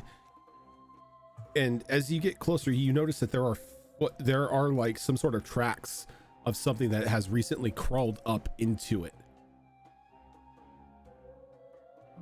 And Ruger, not even asking, just dives into there, and it just opens up into this expanse cavernway as there are pillars and more statues, and you see a large unlit brazier in the center, and at the back is this large stone like dragon carving.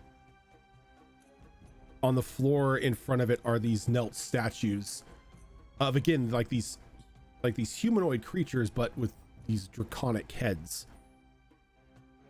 and like walking up towards with like a torch in their hand and then a sword in the other, just like looking around, is this single solitary humanoid just looking around, a cowl currently over their head. What sort of footprints are they leaving? Is it like human type footprints? Is it clawed, hooved? Does it have toe beans? The footprints you see at the base, yes, it kind of looks like toe beans a bit, until it like starts climbing up to the the sand dune, and it just drags. It's got beans. Um, Yeah, I think Callie's just gonna kind of call out, Stop the skiff. Shh. Oh, okay. What is it, Callie? There's somebody in there. Somebody in there? Are Yeah, they in trouble? The building at the end. No, they have a torch and a sword and kind of like beastie type feet. Oh, maybe they're just an archaeologist or something. Shouldn't really interrupt them. What? Need to? This I don't know how to phrase this, so I'm just gonna say it, and I can't see right now because I'm looking through Ruger's eyes. Juniper, what do your feet look like?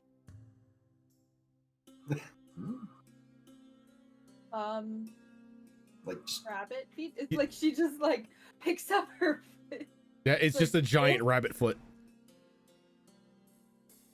Can somebody describe her footprints to me? just Maybe they match what I'm seeing. Reiju goes through the process of describing toe beans, Toe beans. certain like small foot pad area, but like elongated, and just Describes like, a does it rabbit's match- foot. Yeah, describes a rabbit's foot basically. Do I So- think that these footprints might be rabbit footprints? It kind of sounds like it. But as this is going on, the individual pulls the cowl off their head to like get a better look around, and it's definitely a rabbit person. It's one of your people, Juniper, in there. It's just already like getting everything ready to go. Okay, I guess we're going in then. There's a really big dragon statue in here. Hopefully it's just a statue. Okay. All right. And then Reggie you- just you starts hear- gearing up. You hear Christ, and like it cut off, and then Ruger coming back out, just zipping out, and like filming back to you. He's like, "That ain't the only one down there." Oh, Oh, we better hurry. then. Hurry. Yeah. Yeah. Reiju taps her armor, taps her sword, and starts going down Like- path. You all best prepare. There's a Gorgon gonna- down there. oh, what? A Gorgon. Do I know what that is? I mean, I know what that is, but does Syra know what that is?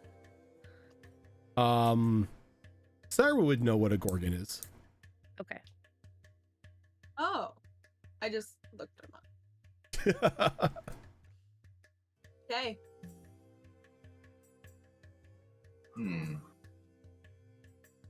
My brain is Wow. working. Hold on. Okay, I do have to ask though. How common are rabbit folk? In the desert, they're fairly common.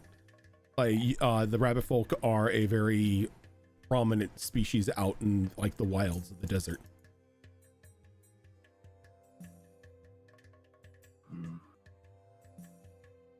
Okay. What are we waiting for? Reiji's already like dipping down, like doing cool monk shit down the ravine side. Hey, Gorgons, don't look at their eyes. No matter what you do, do not look at their eyes. You will turn to stone, and I cannot fix all of you at once. Oh, that doesn't sound good. Good idea. Fair enough. Fair enough. Like Er- basilisks. There's What Right. basilisk? Yeah, just don't look at its eyes. Ruger's like, I just saw it momentarily lurking in the shadows. I have a feeling that that's not the only thing down there.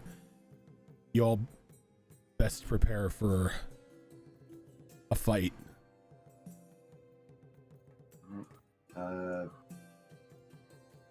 Going up to the small entryway, like, does it, like, did you mention that it looked like there was like claw marks trying to get up?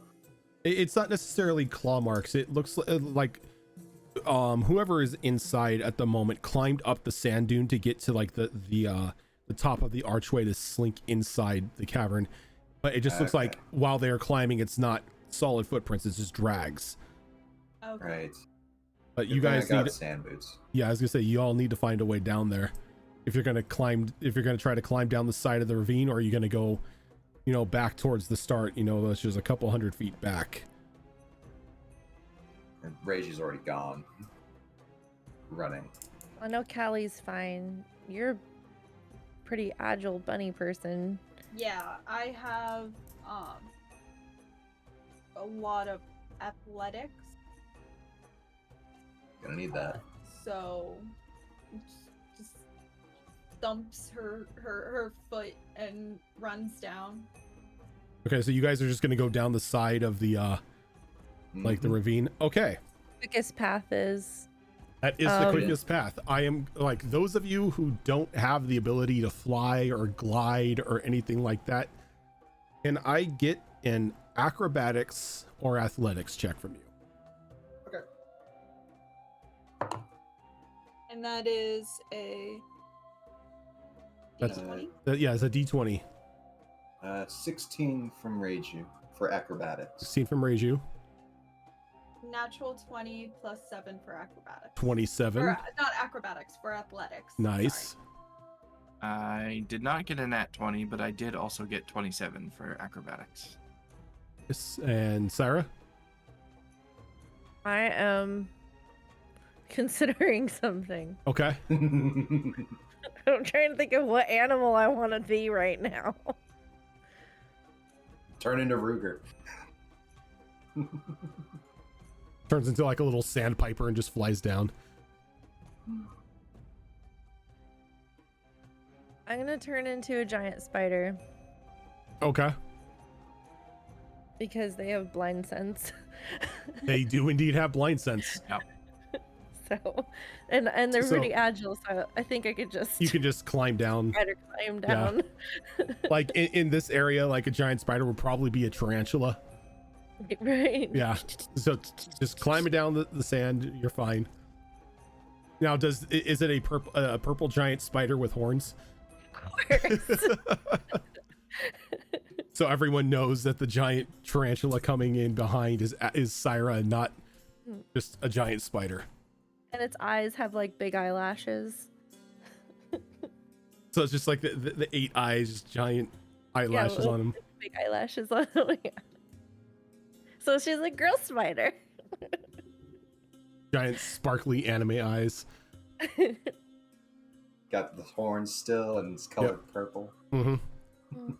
So all of you get down into like the ground floor of this ravine in front of the sand dune that's sort of blocking the pathway inside, unless you want to do the same thing that the previous person did and climb up into it.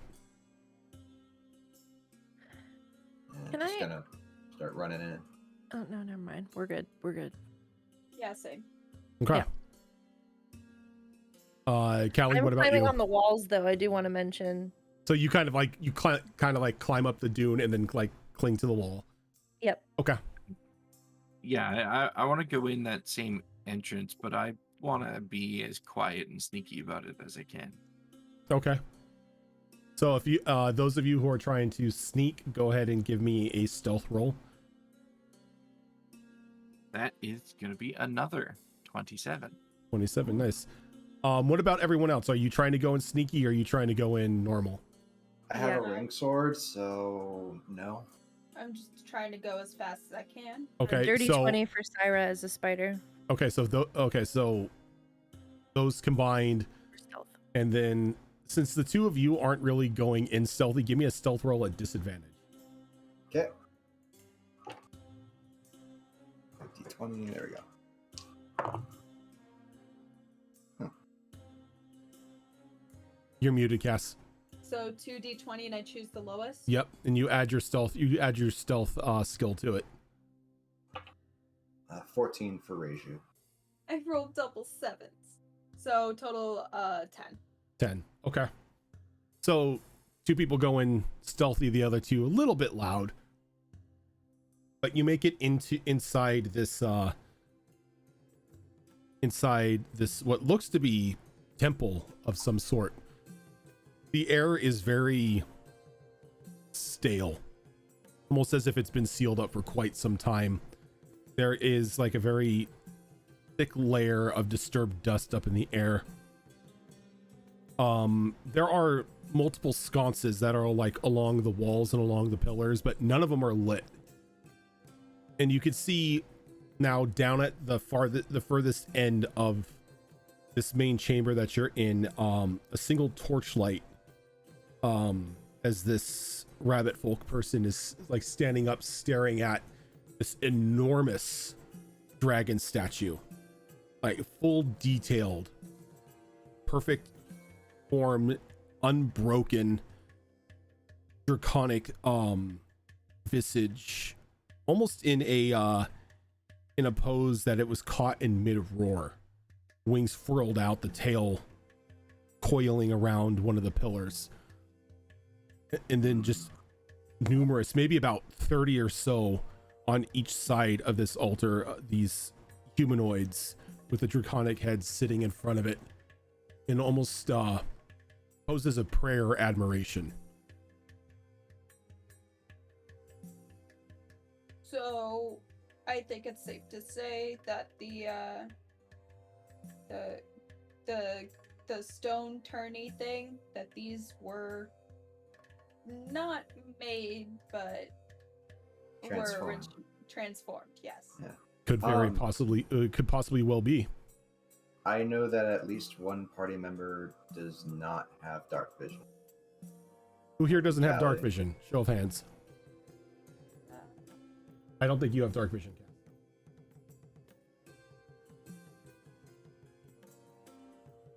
I mean, it's not completely dark.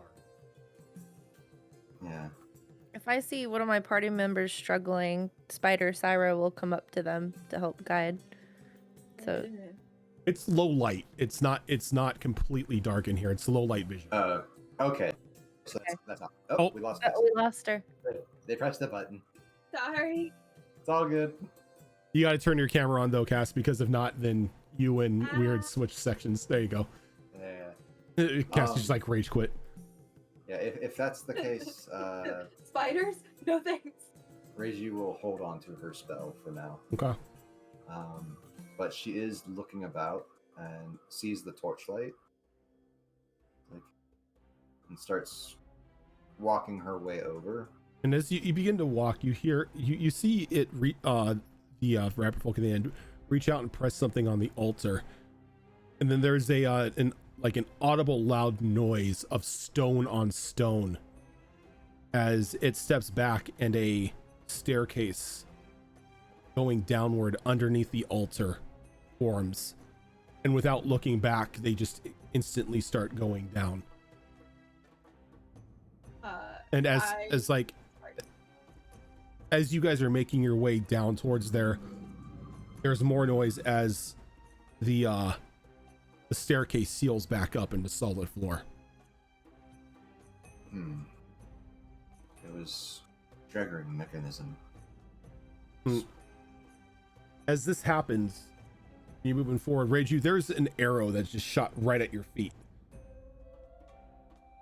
She looks at the arrow. And as the arrow hits and it kind of tinks, it slowly transforms into a medium-sized cobra looking up at you, hissing. And that's where we're going to stop for the week. All right.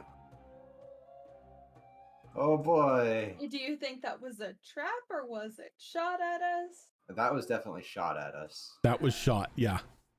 Which I want snake arrows. I don't want to deal with this snake, but I'm gonna have to.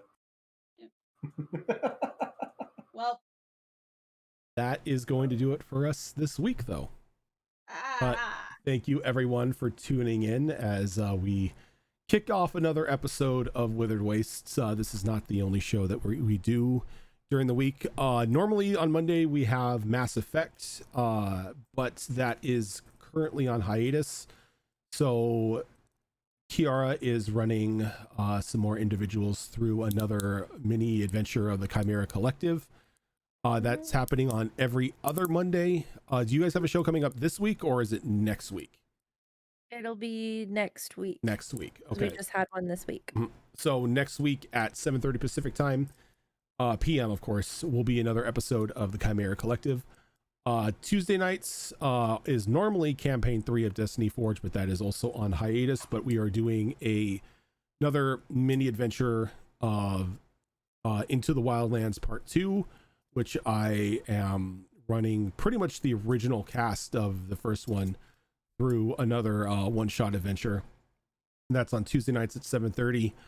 On Saturdays, on alternating Saturdays, we have 2 different games. You have us here on Withered Wastes at noon Pacific time. And then on the alternating Saturdays, we have a Pathfinder 2 Extinction Curse campaign that's run by Azarin, which I believe that normally kicks off about 1 p.m. Pacific time. But that is going to do it for us today, everyone. Thank you for tuning in, and we will see you on Tuesday for more Into the Wildlands. Until then, have a good one. Bye. Take it easy.